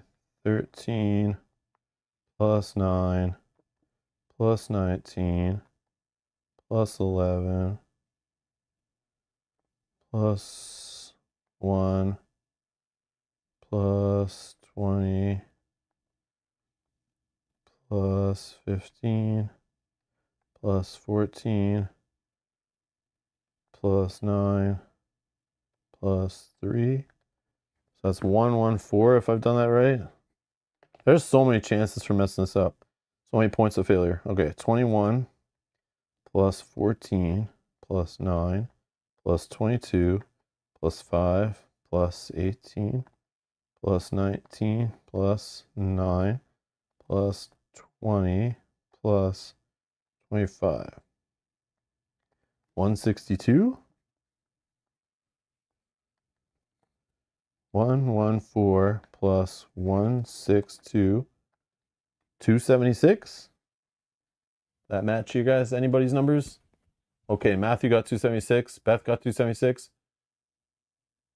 Yeah. So we're under 300, which is good. That's why I just wanted to see, like, Like, I thought it would be a way higher number on a super long word like that, but okay, then that's where we're going. 276, let's see what happens. Whoa.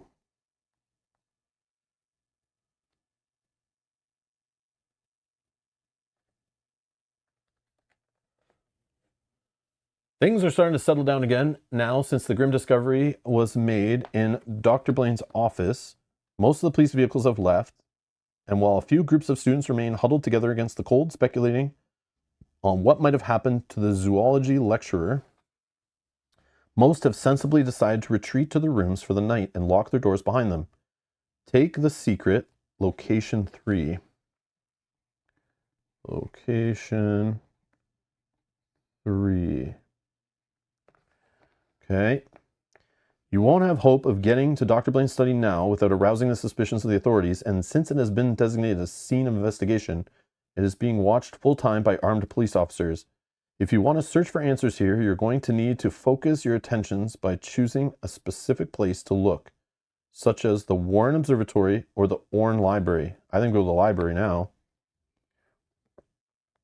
Take +2 Doom. Come on, man. 2 Doom. And turn to 140. Oh, hold on. There's more here. Take +2 Doom and turn to 140 to try another specific location. Oh, so this is where we're not supposed to go? Or you may spend 1 clue or 1 resource to reduce the Doom penalty by 1. And then spend 2 clues or 2 resources to avoid adding any Doom. Oh, so we're not really supposed to be here.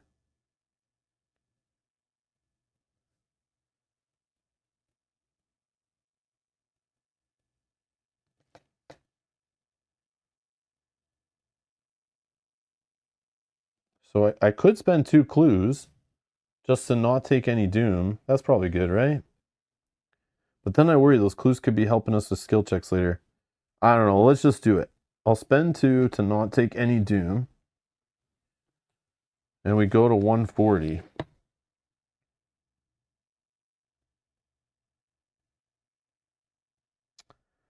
Man, this sucks. So we're just going to do this over and over again until we hit the right place?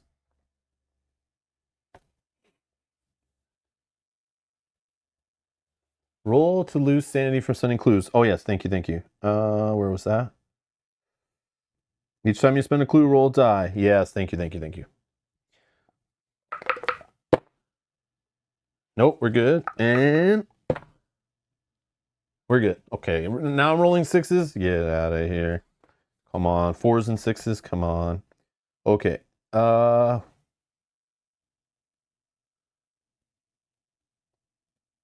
So they gave us like the Orne Library, right? But like, let me go back there. What was it saying? Did I go to the right place? Yeah, 76, right? Yeah.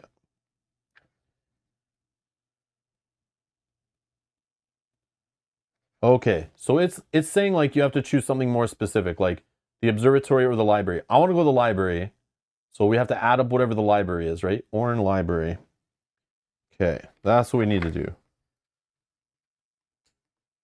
Yeah, so I had like the right area, but it's like no, you need to be way more specific than that. Okay. All right. Orneli. Let's make sure I spell this right. Like, I assume I know how to spell library, but then, like, I mess it up and that throws everything off in this scenario. Okay. So, O is 15 plus 18 plus 14 plus 5. And then, we'll just keep going. L is 12 plus I is 9 plus 2 plus 18 plus 1 plus 18 plus 25. 137? Wow, you guys are fast. I'll take your word for it. So, I don't have to do it on the calculator. Thank you guys. All right, 137. Oh, we're almost there. Ah, we did it. All right. Thank you. Thank you for that. Okay, helping me save time on that. All right. Okay, the Orne Library is hardly inviting, comprising 3 floors of weathered gray granite, watched over by gargoyles that stand guard above the arch windows, their savage snarls locked in stone for all eternity. Take the secret, location 6. Wonder how this is all going to play into it. So we have location 3, location 6. Okay.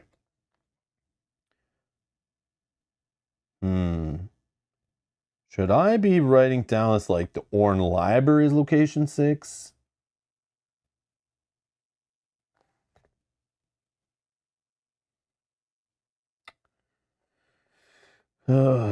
Orne. Okay. The other one was the observatory, right? Was location 3, I think. Okay, I don't know if that'll matter, but it's giving us numbers, and numbers are going to like add all the places you've been together to get to the answer. Okay. Fortunately for you, the library is open late so that students attending Miskatonic University can study into the night. After their lectures and seminars have finished for the day, however, it is also home to some 400,000 books, and you could spend many hours, if not days, searching for something that could help you in your quest. So you warily approach the main desk. Standing behind it is an elderly librarian, her hair a mass of gray curls. Good evening, she says. My name is Carol. Is there anything I can help you with? If you have the weakness paranoid. Nope, I have dark memories, haunted, and criminal. If not, turn to 118.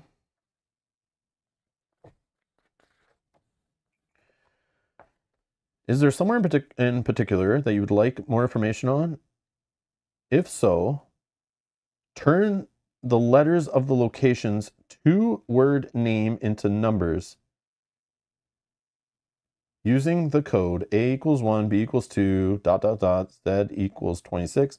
Add them up, multiply the results by 2, and then turn to the same section as the total.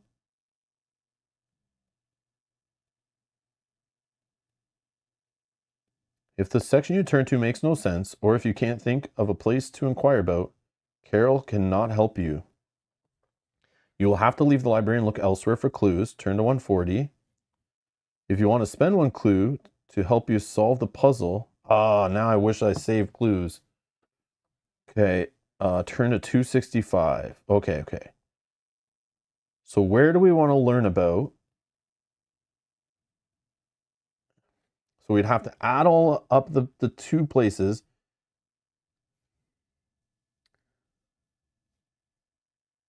Turn the letters of locations, 2-word name into numbers. So using that same stupid code, then add them up, multiply the result by 2, and then turn to the same section as the total. So that has to be something small then, right? Because if we're multiplying it by 2, like that 276 would be way higher than 300.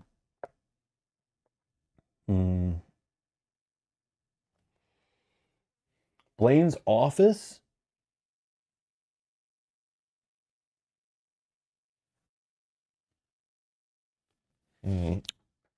Okay. Blaine's office.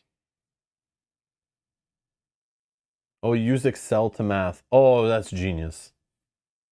Genius. Okay.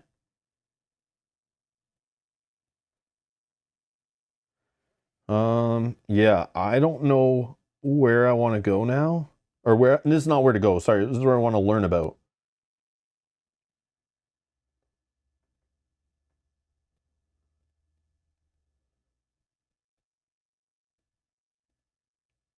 Like, dude, now I want to learn more about the university?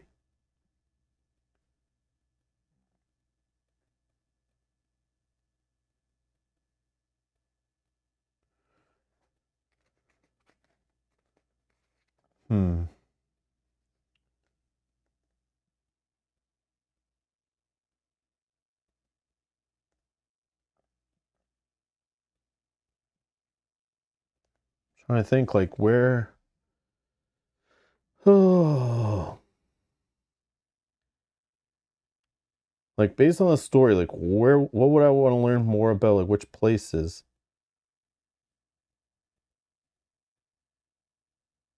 Is this just like, is this a way to kind of like hint at where I need to go for clues so I can like pre-vet those places? I am so lost. Yeah, that's the thing. The Miskatonic University doesn't work, right? So it has to be something like really low numbers.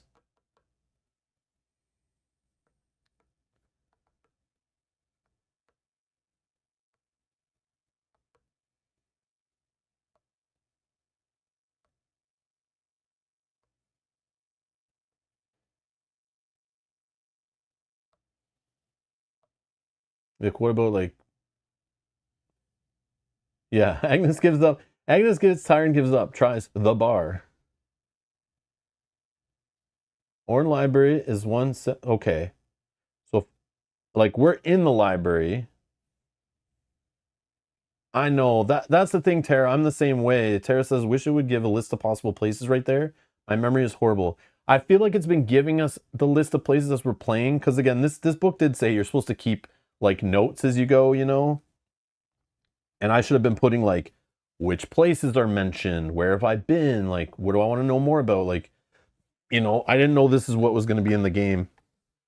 Little puzzles like this, but it's interesting. Blaine office is 212. I know, I thought about the magic shop, but I was like, do I care about that? I don't know. Okay, Snowy Dude, we'll try Blaine office. Says it's 212, 106 times 2. Okay, let's just try these places. I don't think I want to know about the library that I'm in. Oh, but maybe that would give us like exactly where we want to go, right?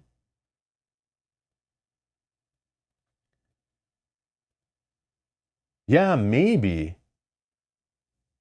I think City Hall was just the example they gave before, was like, here's just a useless example. I don't think they gave that to us as like, this is where the real thing is that you want to go.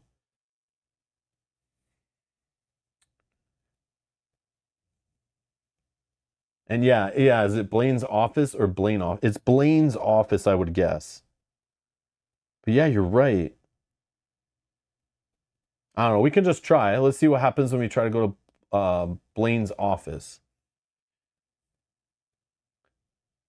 But I would put an S in there, Snowy Dude. I'd put an S for sure.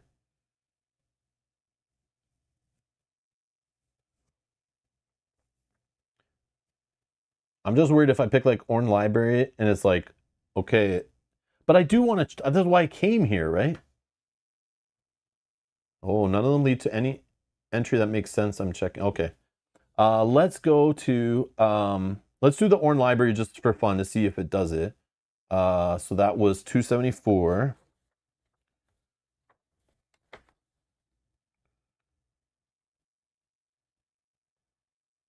Yeah, this is a fascinating little book.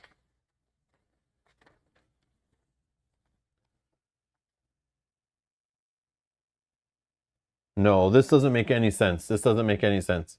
We're like fighting insects. No. Oh, and I forgot to leave it on that entry.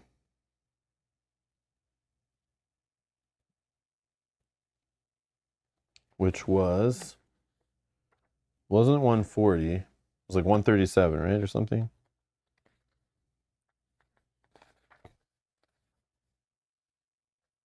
Nope. 118.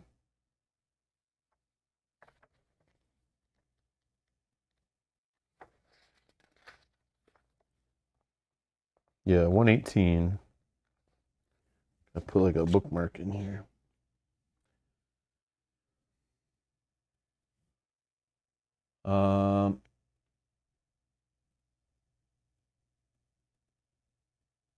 Yeah, that's what I find. Like, is if it's just on math and you could turn to any entry, that's kind of messed up, right? If especially if you like misspell something.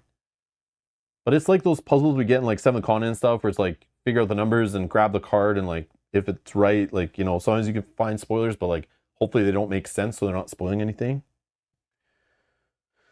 Okay. So if we go Blaine's office, but is that like a place, do you think?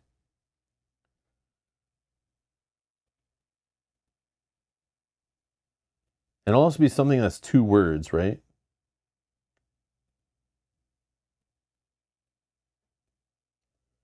And what's that hill? The hill they keep mentioning. What was that hill? Maybe that's where we need to go. Yeah, I don't remember what that hill was that she was running to. Yeah. 140 was like the...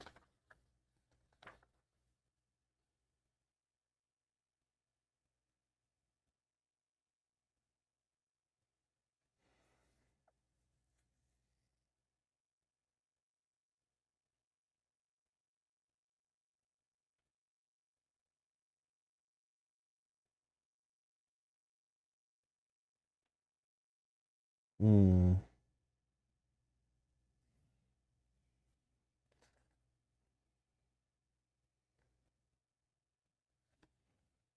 Okay, let me see here.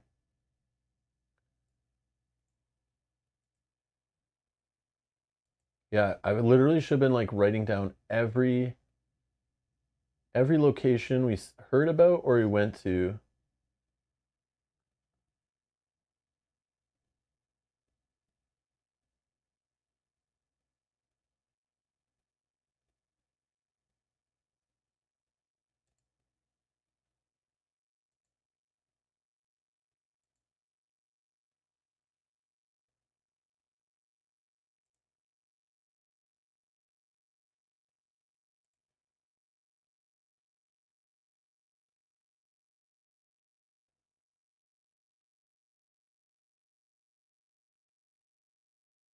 Hmm.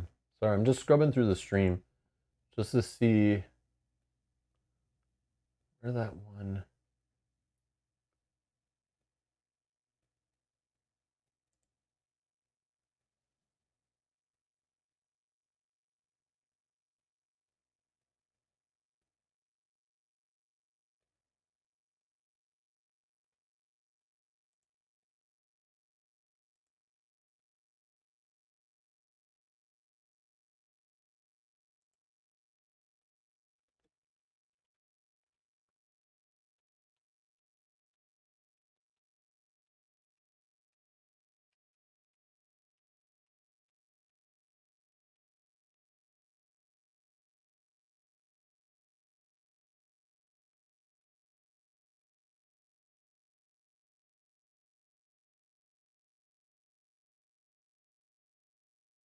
Crane Hill. Crane Hill, but that's where the observatory is on. It's Warren Observatory. But that's probably too big, right? Like if I want to read more about the Warren Observatory, but we've already been there, so it's like I don't know if I'm supposed to be looking up information on places we've already been, and that's fine. Go back to dinner, eat it, think over. No, we're not going to a location. We're just trying to get more information on a location. But yeah, Tara, I don't know if Dr. Blaine is like a location. They're like kind of telling us, like, for example, the city hall thing, right?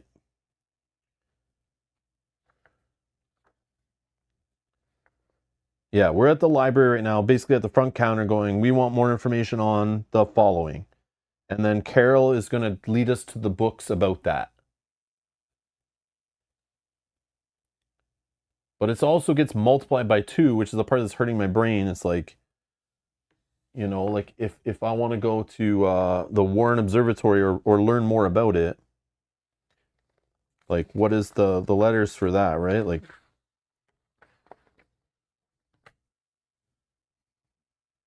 Warren Observatory, if I'm even spelling it right.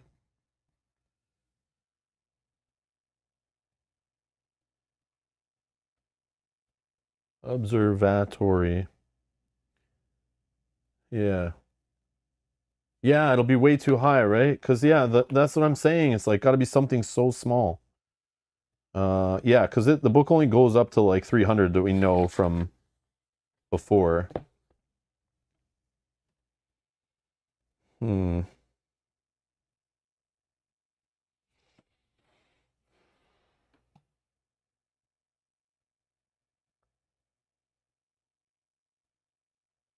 Let's just do Crane Hill. Just Crane Hill for fun. Yeah, let's try Crane Hill.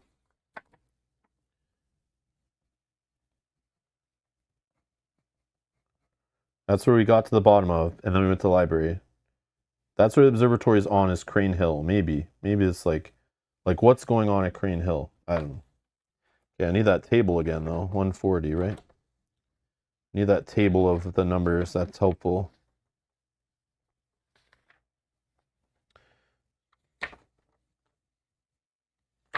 I also need to move this to here. Okay. Crane Hill, 82 times 2, 164. Okay, thank you. Wow. Okay, so fast. I love it. So 164. Thank you. 164. Leaving the book on the reading desk, you turn the pages and discover that it is full of aquatic plates of maps of the Americas. They are truly remarkable, overflowing with meticulous detail. But what is their relevance to the matter at hand? And why was the mysterious reader pursuing them? I think this is okay, right? Yeah, we got a book about it, right? This is fine, I think. Yeah, it seems like we're in a library reading a book. I think we found something. We got a clue. Belmas Diner? Yeah. Okay. Okay, hold on. Let me write some of those down that you're saying, Snowy Dew. I appreciate it. So Crane Hill was 164.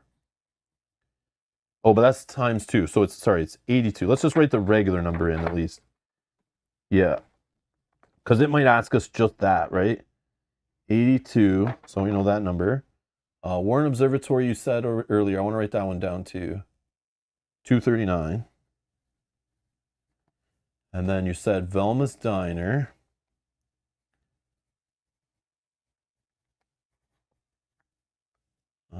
Diner is 122.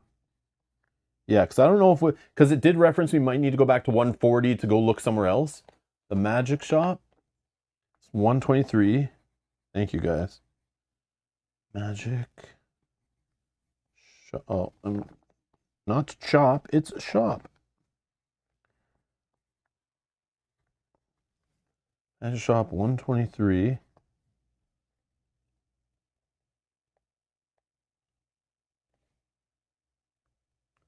Oh, hold on. 122 times 2 is 244, not 144 for diner, by the way. Oh, okay. Yeah. That's fine. That's fine. That's a typo. It's okay. I just want the base number because on page 140, the base number matters, but in the library, it's base number times 2. Yeah, that's okay. It's fine. It's fine. What else? Anything else you guys said earlier? Okay, we'll just go with those for now. Yeah, there's like police station we've been to. That's when I like thought for a second, like, can we get info at the police station from the cops about like, will they share evidence with us? Like that might be one. Yeah, Miskatonic University is 276. I have that still. Oh yeah, and the Orne Library. What was the Orne Library again? Just in case. Police station 158. Okay.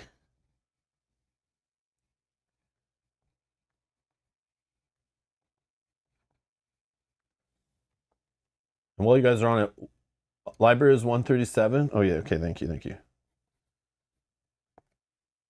And what's City Hall? I feel like we don't need it, but if you guys have the way to get it super easy with little effort versus my my super archaic way of figuring this out. If you guys have City Hall, I'll just put the number in just in case. I doubt it's related to anything since it gave it to us as like a freebie. 90? Okay, perfect. Thank you. I'm just trying to think of things now, and if any other come to your mind, we'll write them down, but we'll see. Okay. Yeah, I wish I could go back and now pay attention to every location that was mentioned and like, Okay. So we're gonna go, or we're going to 9. We're going to 9.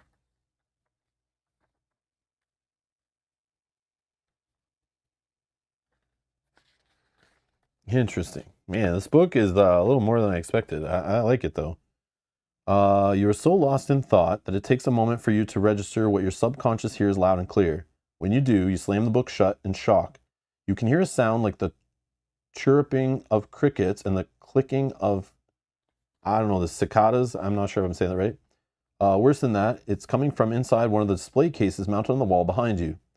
Disbelief outweighing your fear, you cross the room at a snail's pace, your eyes fixed on a large rose Schaffer beetle? Its carapace the color of engine oil in a puddle of rainwater. Its outstretched wings tremble and then are still. A heartbeat later, the same thing happens again. Out of the corner of your eye, you see an emerald bottle fly in another of the specimen cases do the same thing. Your breathing quickens. Turning your attention from the beetle to the fly, you watch as its legs twitch in a frustrated spasming dance, and its wings start to flicker. It is as if the fly is trying to free itself from the steel pin that runs right through its body, securing it to the board beneath. Fascination turns to horror as fear overwhelms your disbelief, and the implications of what you're witnessing begin to assert themselves. Make a panic test. Roll one die and add your willpower. You may spend one resources. I do have one. To roll 2 dice, pick the highest. If you have the weakness haunted, I do, deduct 1. We're trying to get a 9. A panic test. Do I care about passing the panic test, really? Probably. It's probably going to make us lose sanity if we don't pass it. But is this like the test we care about, you know? Like, I'm not sure. Okay. So if I spend one resource, I roll 2 dice, pick the highest. I'm already getting a -1, so I feel like when it gives us the -1, we kind of just give up. But our willpower is 5. Our willpower is 5. Marav says I would spend. So we need a 5. Yeah, 5 minus, yeah, okay. 5 minus 1 is 9. Yeah, so we need a 5 or 6. Yeah, that's the other thing. Like when we spend the resources, like, and we fail, we get like punished even harder. So it's like double as bad, you know? Like we're just like losing all the things.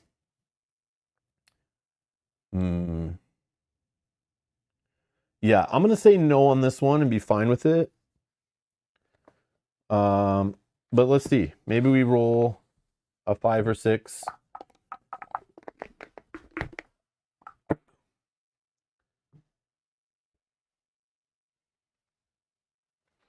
Maybe it just happens. Maybe we get like super lucky, you know? Maybe that happens. Okay, so willpower. Where's the one thing happens? If I succeed at a willpower test, gain a resource. Right. Let's spend a clue. Okay. So we succeeded. Go to 43.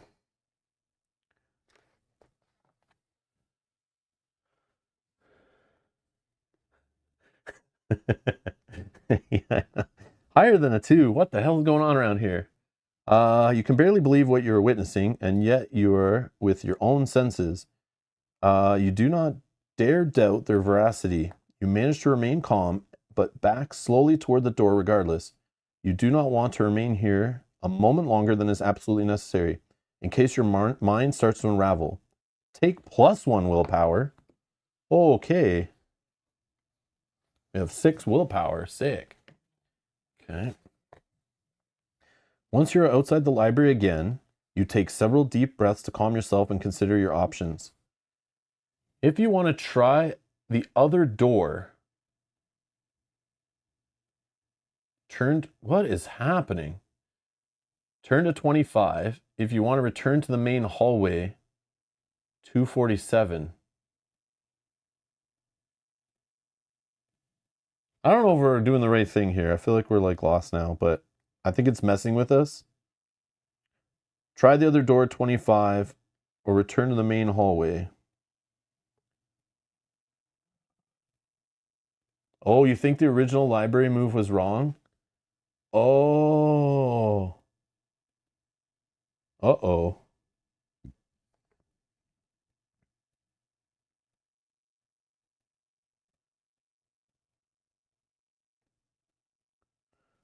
I don't know. Oh, you think?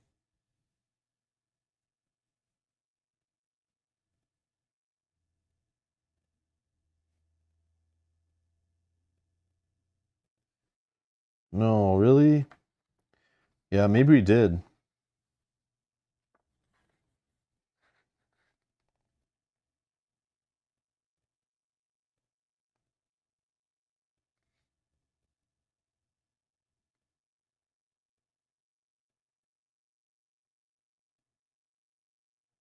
Hmm.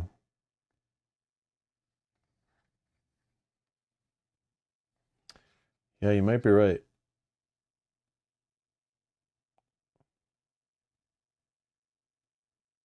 Oh, okay. We can go back. We can go back then. So I need to undo what I did then. Yeah. Okay. It didn't mention. Yeah, I just assumed because we're in a book, right? Yeah, okay, okay. Okay. So yeah, let's undo that. So we're at willpower 5. We didn't get a resource. I don't think we took anything else, right? Okay, so back to here with the. Oh, did I take a clue too? No, right? Yeah, it's fine. It's fine. Did I get a clue on that little run? Because if I had a clue here before, I would have just used it to get a hint. Okay. Mall reset. Try City Hall. Okay, yeah, yeah. Let's just try random stuff. I mean, one of them has to make sense, right? So 90 times 2, like 180, right, for City Hall?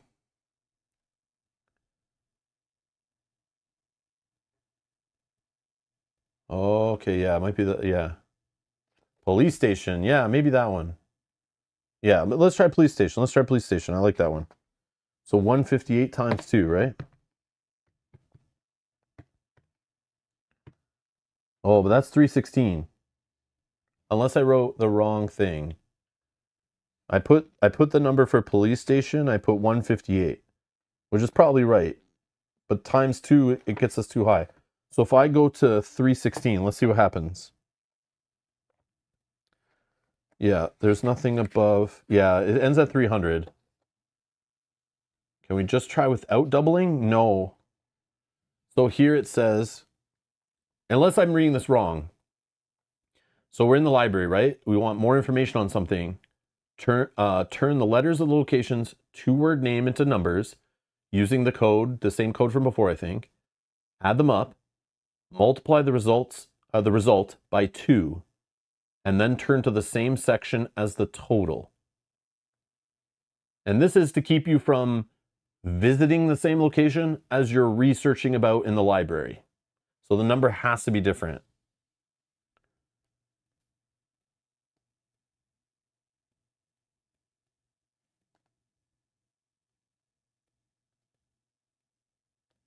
But like, oh, you're saying you just want to leave? We can leave, yeah. You will have to leave the library and look elsewhere for clues. We go to 140 and we do that one.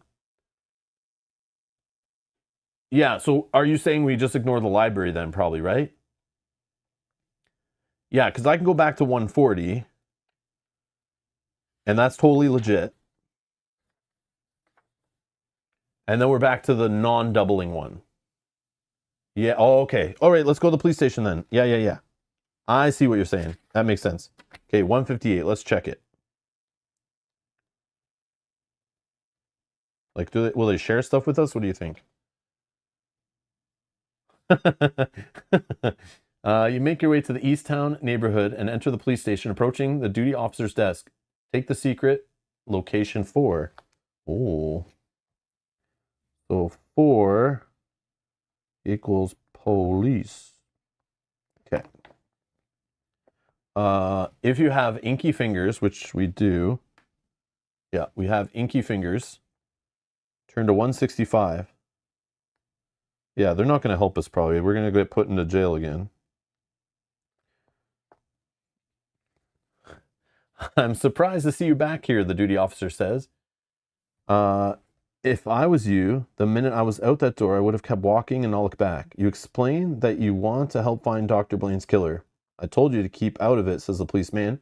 Now clear off, and if I see you around here again, I'll put you back in the cell for the night for wasting police time. You decide that there is nothing to be gained by pursuing your inquiries here, and so you try to think of somewhere else you could look. Yeah, so it's going to keep giving us doom every time we go to somewhere wrong. So you may instead spend one clue or one resource to reduce the doom. I'll just take 2 doom. Okay, and then it takes us back to 140. This is annoying. Very like lost. Okay, so just like trying things out is like gonna cause us to like fail. Every secret location, I think, is a valid destination. Yeah, you might be right. That makes sense.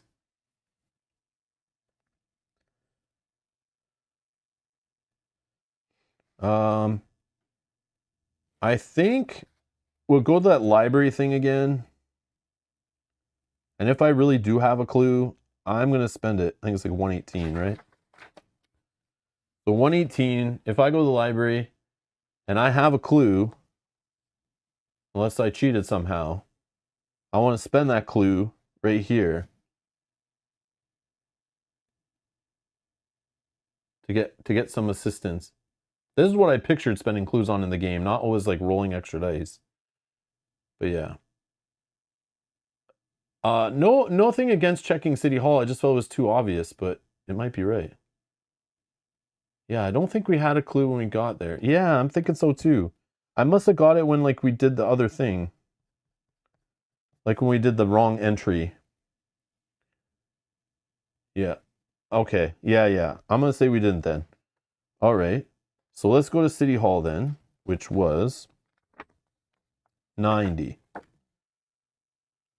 But is it better to read ahead about it at the library instead of just going there and getting doom?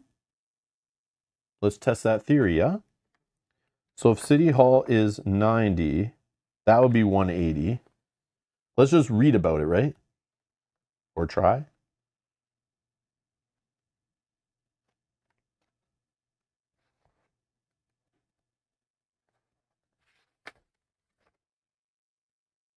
No. 180 is like you're scouring the workstation, looking for anything. It's probably wrong, right? As you're scouring the workstation. Yeah, no. I don't think this is it. No.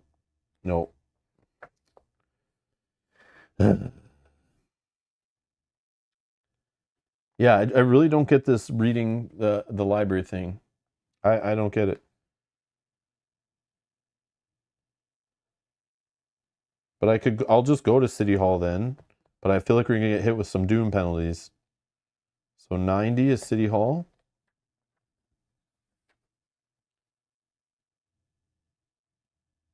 No, 90 is not a thing. Yeah, City Hall is not a place in the story that I don't think that it cares about. Pretty sure.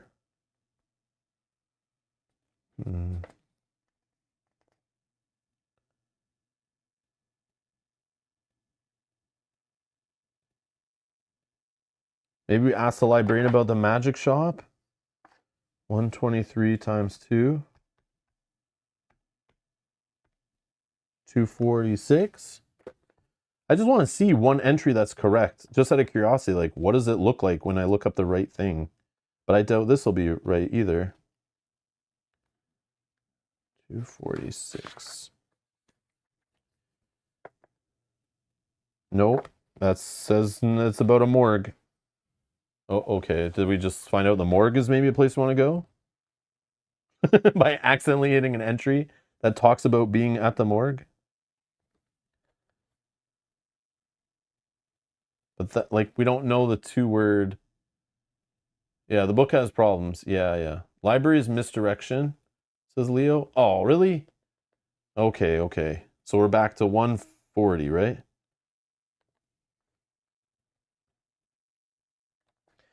I'm stumped, guys. I'm stumped. Like, where do we want to go to look for clues? Blaine's office. What was that one again? Blaine's office. Do we have a number for that one? I forget. We didn't get a number, right? With making sure the S is on there. I forget. I'm gonna scroll back in the chat, see if it's there too. Marav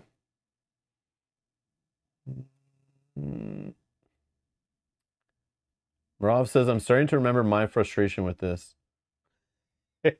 Yeah, like, is this just put here to like mess with us? Like trial and error, but I don't know.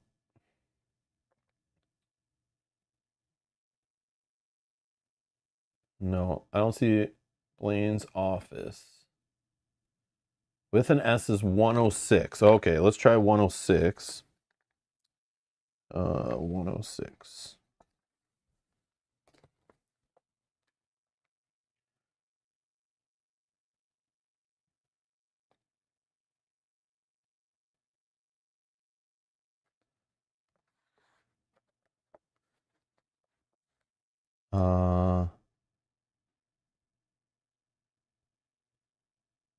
Yeah, I don't think so. There's simply too many of them, and despite putting up a valiant defense.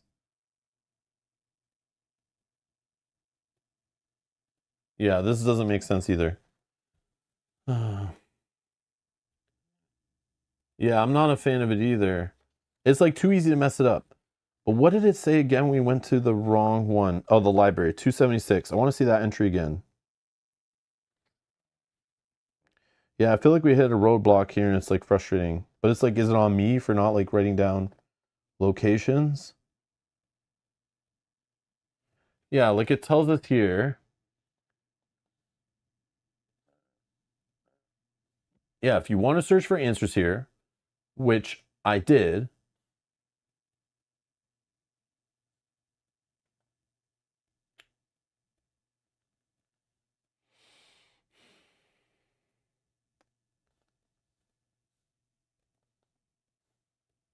If you want to search for answers here, you're going to need to focus your attentions by choosing a specific place to look, such as Warren Observatory or the Orrin Library. We've already been to the observatory, and then I go to the library, and the library is like, do you want to find more information about something?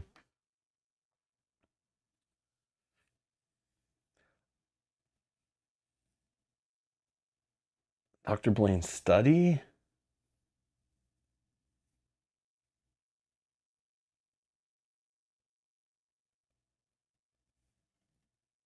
Oh, you think adding together like the letters for location 3 or location 4, like that? 145 for location 3? I don't know, but maybe. Hopefully it's not that weird. No.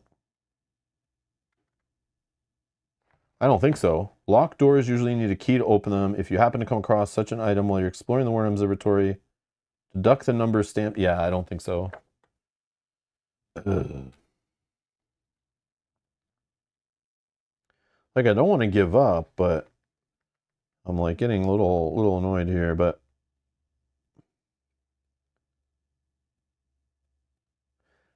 if we go back to the observatory, was there will it here's the other thing. If we just go back to the observatory, can we just take the other option instead of like looking through the scope or like go to where we need to go, you know? Maybe that's it. So Warren Observatory, what was that one? We have that, right? 239. So if I go back there, assuming that's where we were, I think it was, right? Is that an entry we've already hit or not, you know?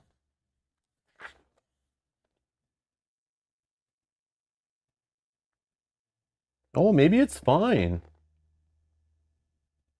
Oh no, it looks like we're going back in and we're going to fight these guys or something. Yeah, let's just try this. 239. So we're going to the Warren Observatory. As you climb to the top of Crane Hill, before you can even reach the Gerald Warren Astronomical Observatory, you're intercepted by a pair of incorporeal creatures that look like wisps of smoke that have been granted autonomous control of their insubstantial bodies. Take the secret location 7. So 7 is... Wait, I thought 3 was the observatory. I don't know. Whatever. God. Their intention is clear, and you have no choice but to defend yourself. You may spend 1 resources at the start of each round to add 2 to your total for that round. Okay, I have 1 resource. Round 1. Roll 2 dice and add your combat and willpower. If you have the secret rights ability, nope. Add 1. If the total is 14 or more, you win the first round. Wow. That's crazy. So our combat is only 2 and our willpower is 5. So that's 7. So there's no way we can roll like a 7. So we'd have to spend a resource, and then we'd have to roll a 5 or 6. Which this is sounding very Arkham Horror to me. Every time we need to roll like a 5 or 6. This just seems like that's what they're aiming for. Round 2, you would roll 2 dice, add your combat. Oh, sorry, it's roll 2 dice. Oh, it's roll 2 dice. I'm just realizing that now. Yes. But at the start of the round, I have to choose to spend the resources. Probably before I roll, right?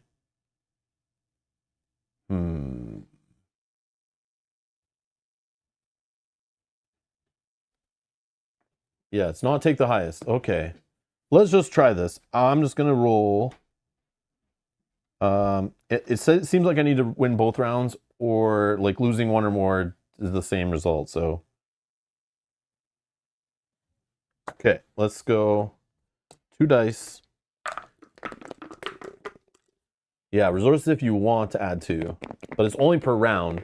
If I had 2 resources, I might spend them both like 1 time each round, but I don't. So I'm not going to just pick a round at random. All right, so we got 9. And then it's willpower plus combat. Yeah, so willpower plus combat 7. Plus, what do we get here? 9. 16. That's good. Oh, I see. We need 15 for round 2.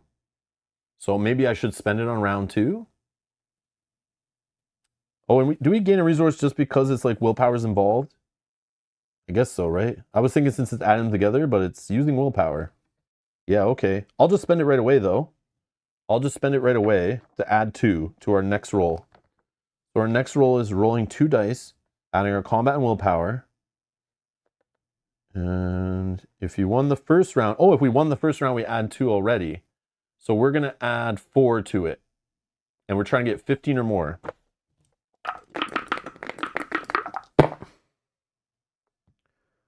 Okay, so we got 7 plus 7 plus 4. So that's 19? No, 18? 18? So we're above 15. And then we get a resource for doing the willpower thing, right? So if we won both rounds, because we're just so awesome, turn to 17.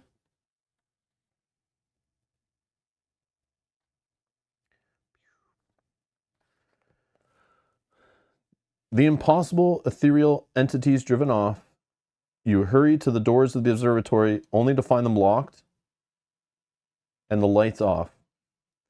The Art Nouveau building lies under a pall of silence and darkness. You can't waste any more time here if you want to get to the bottom of this mystery. So we don't want to be here. Art Nouveau building. Like, should I care about Art Nouveau? Or are they just describing, like, this building? Like, I don't know this place. Spend either one clue or one resource or take +1 doom. Turn to 140 and search somewhere else. Serenity now. I have no clue, so we're just taking a doom. 3 doom. Oh my god. Yeah. Okay, so we're back to 140. Okay, at least we saw what a successful entry looks like.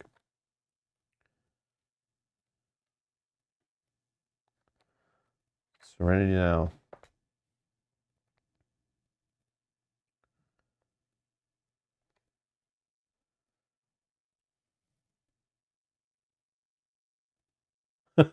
Minion says, I see how this is a horror game based on the mechanics, not the story. Yeah, yeah. Yeah, it feels messy, but Art Nouveau, 138, you're reading my mind.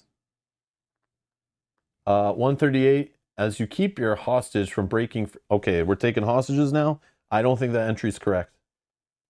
Yeah, okay, I know. I thought the same thing. I was like, should I check it? So, police station's a no-no.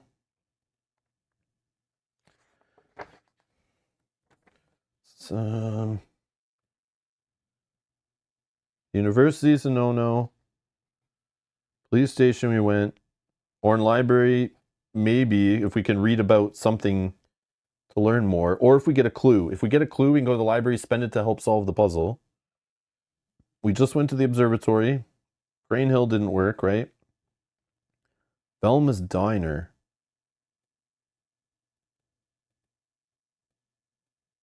Blaine's office wasn't a thing.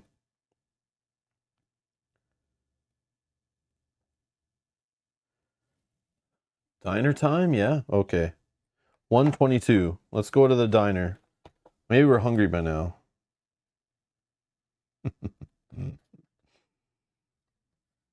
No way.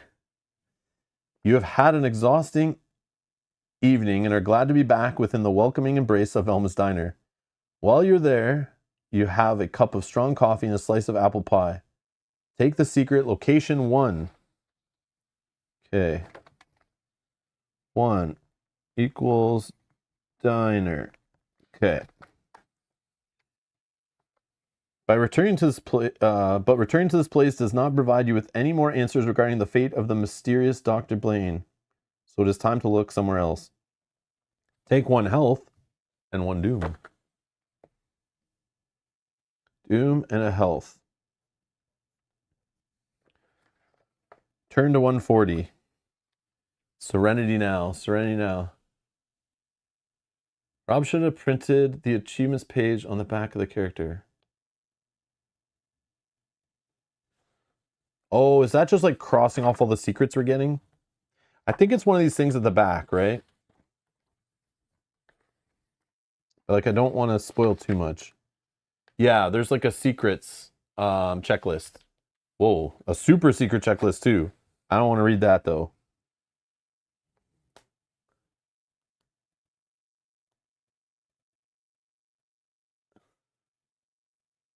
Yeah, it's a page with boxes, but I don't know if I should know that though. Or if I'm supposed to be checking it off. I guess I'll check it off like after we're done, just based on what I've written down here. All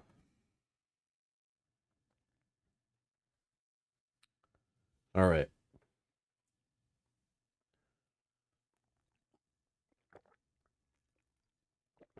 So at the library, we can research a location, but we have to take the number of the location and times it by 2 to learn more about it. And at the library, we can spend a clue if we have one, which I don't have, to find to help you with the puzzle or whatever, to get a hint, I think.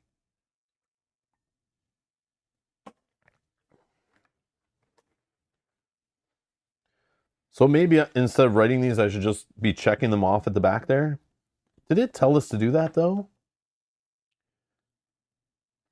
I can't remember it telling us about secrets, but maybe it did.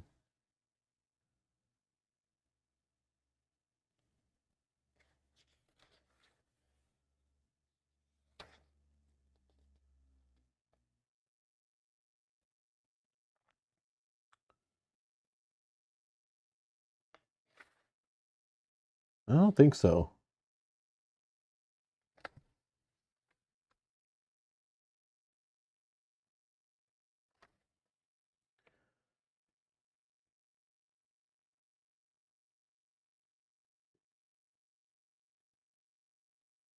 I don't know.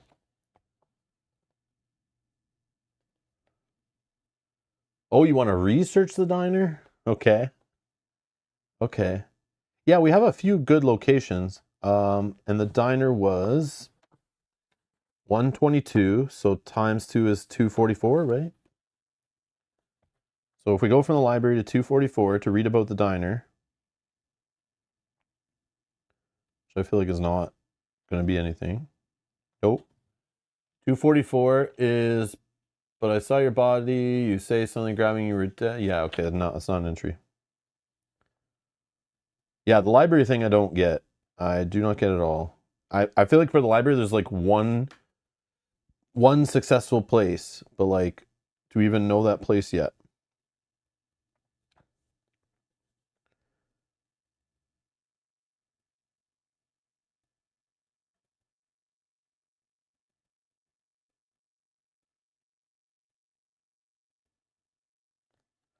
Like, where have we been? Maybe it's where we've not even been. Are we supposed to know places we like other places? Like, I'm gonna go literally to entry 1.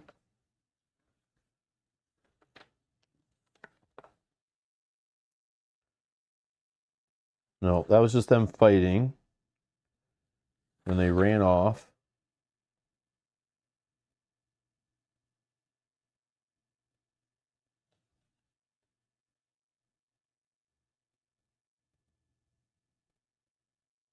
Yeah, I know. I feel like yeah, Minion's saying like you would have dropped it by now. Like, yeah, this is getting frustrating.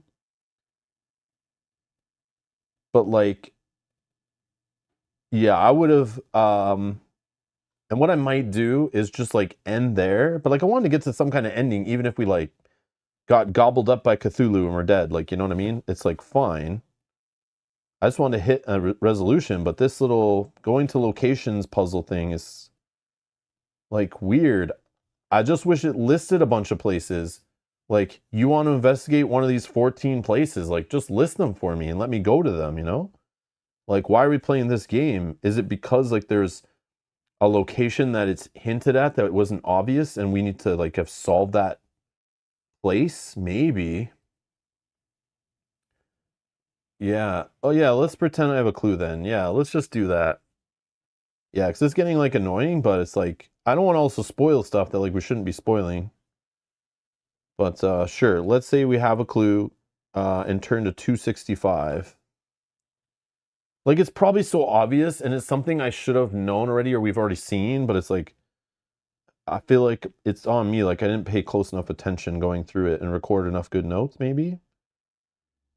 But I wanted to go talk to the other guy, the Nidus or whatever his name was. And I would think I could just go to the university and find this professor or go back to the observatory and go to like whatever, go to other things there. But like, I don't think that's gonna work. So yeah, sorry, 265. Yeah, let's see what the hint is or whatever.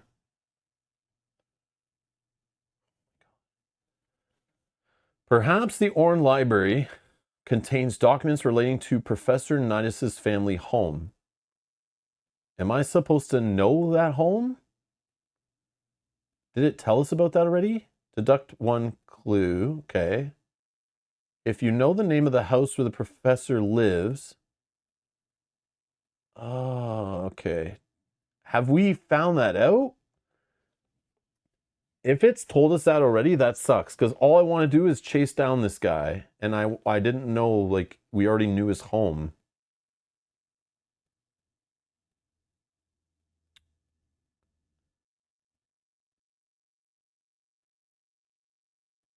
Yeah, so they wanted us to know his home name, add it together and times it by 2. And that is the correct thing we're looking up at the library.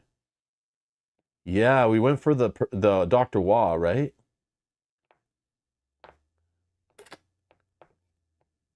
But then how do we get back to that prompt where we could choose him instead? That's what I was trying to do by going back to the observatory.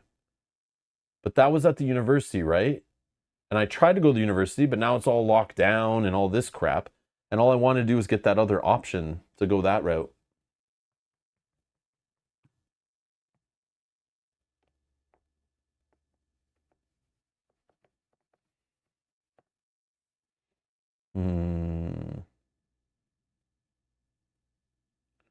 Oh, yeah. Sorry. Yeah, that's another thing that we brain farted on. I brain farted on. Is the after 140. I keep forgetting there's more too, right? If you end up at a dead end, we're supposed to turn to 3. I forgot that. Every time we go to a bad entry, we're supposed to go to 3, right? I think.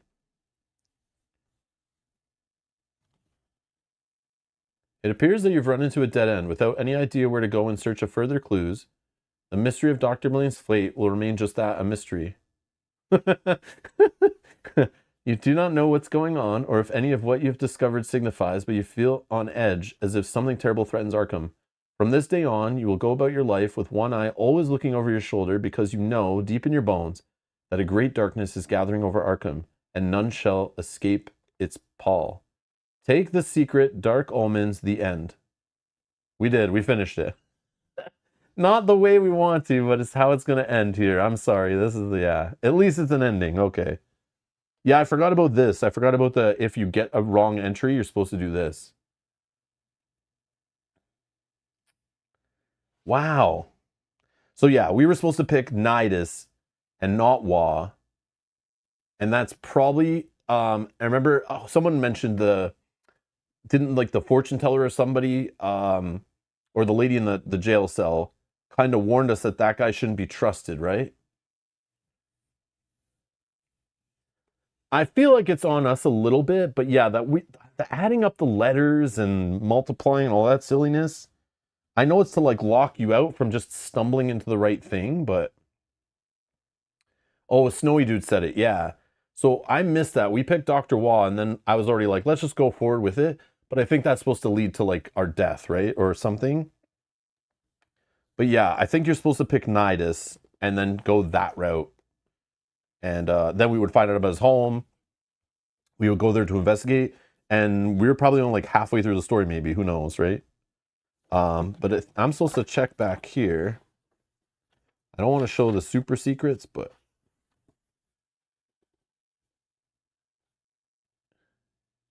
Yeah, see? As you find these secrets in play, check them off on the list. But like, how would I know that unless I started browsing back in here? And I'm afraid of looking at the super secrets checklist. Like, what the hell is that?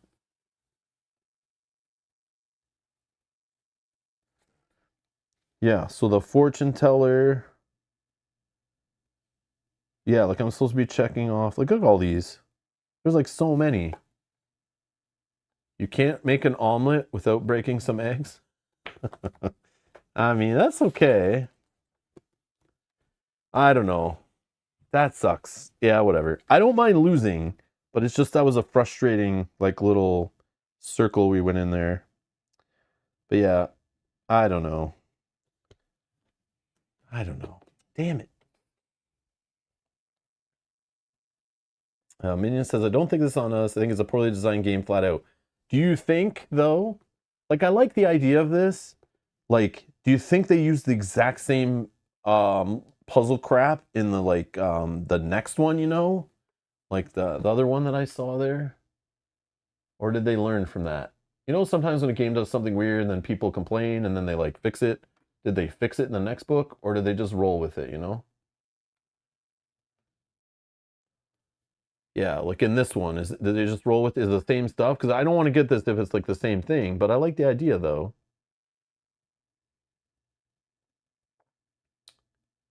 Yeah, I don't know. No, I didn't buy the next one. I was going to buy it based on whether we enjoyed this one, but maybe I just pass on it. Yeah.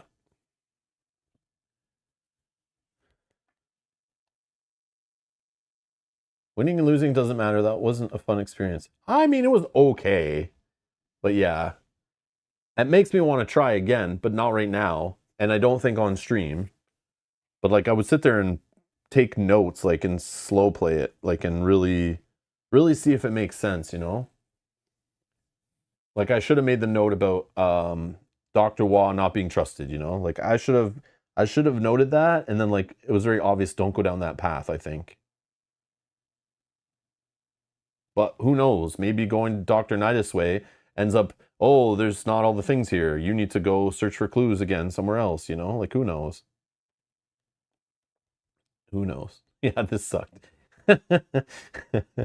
My bad. Sorry, guys. I didn't know. I was playing blind. They all can't be winners, I guess. But I don't know. I'm trying to give it the benefit of the doubt. Yeah, I wouldn't trust them. Yeah. The issue is the linking, says Snowy Dude. Like, you can't tell if the entry you're reading is actual progression or not. I know. Yeah, that's messy. That's very messy. Yeah, I wish they just list, like, it's a choose your own adventure. The whole idea is choose a path to go on. Like, here is a list of numbers and descriptions. Pick one.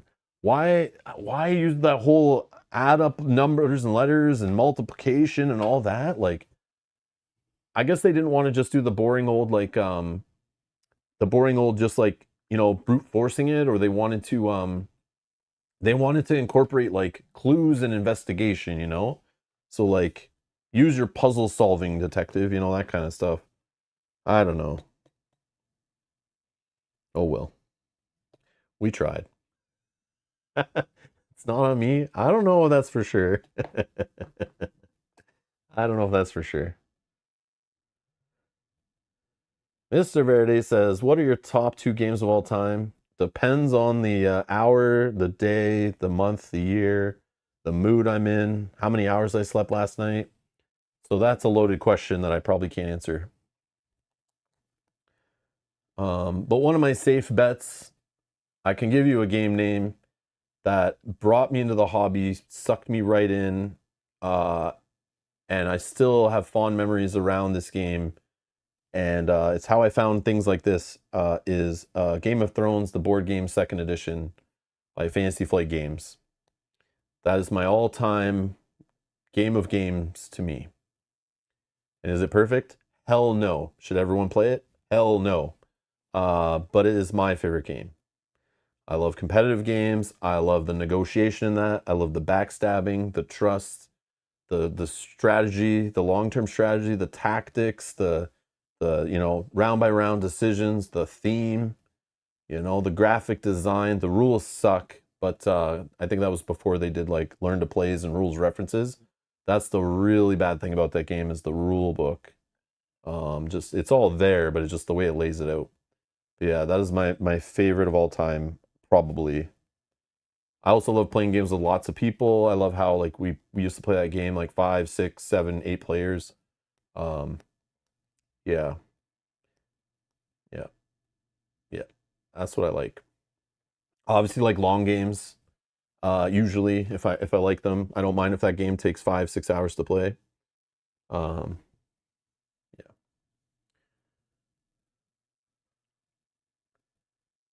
Yeah, Janet, exactly. Janet says it should have had an entry like kind of at the top, right? If you came from number section, continue reading, else go back to like 140 or whatever. Yeah, I agree. I agree. Yeah, it feels a little loose. Instead, it's like, just go to a random entry, read. If it doesn't make sense, just go back. Like, you just probably read spoilers. You know, it's like, ugh.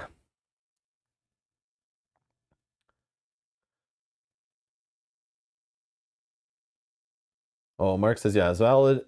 It is a detective story to fail and get enough clues, or story to fail. Is it valid?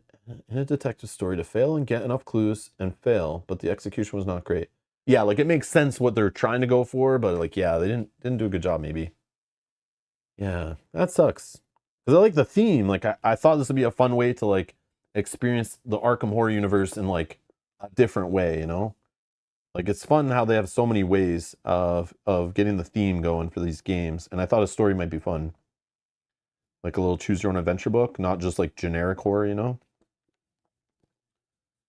Yeah, I'm sure there's some cool puzzles in here. I'm sure there's some cool scenarios and stuff.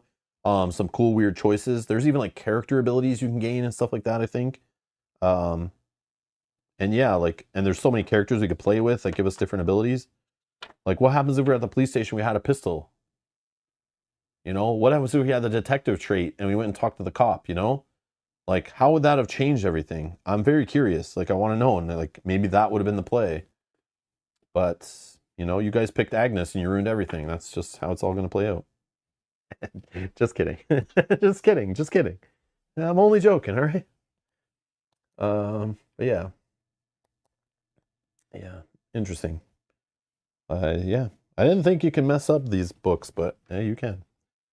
Anyways, thank you guys for watching. If you want more Arkham Horror, you can watch me suffer through Arkham Horror, the living card game tomorrow as we continue our campaign playthrough of the Drowned City campaign. Yeah, we'll be playing that tomorrow, and episode 7 though, I think, right?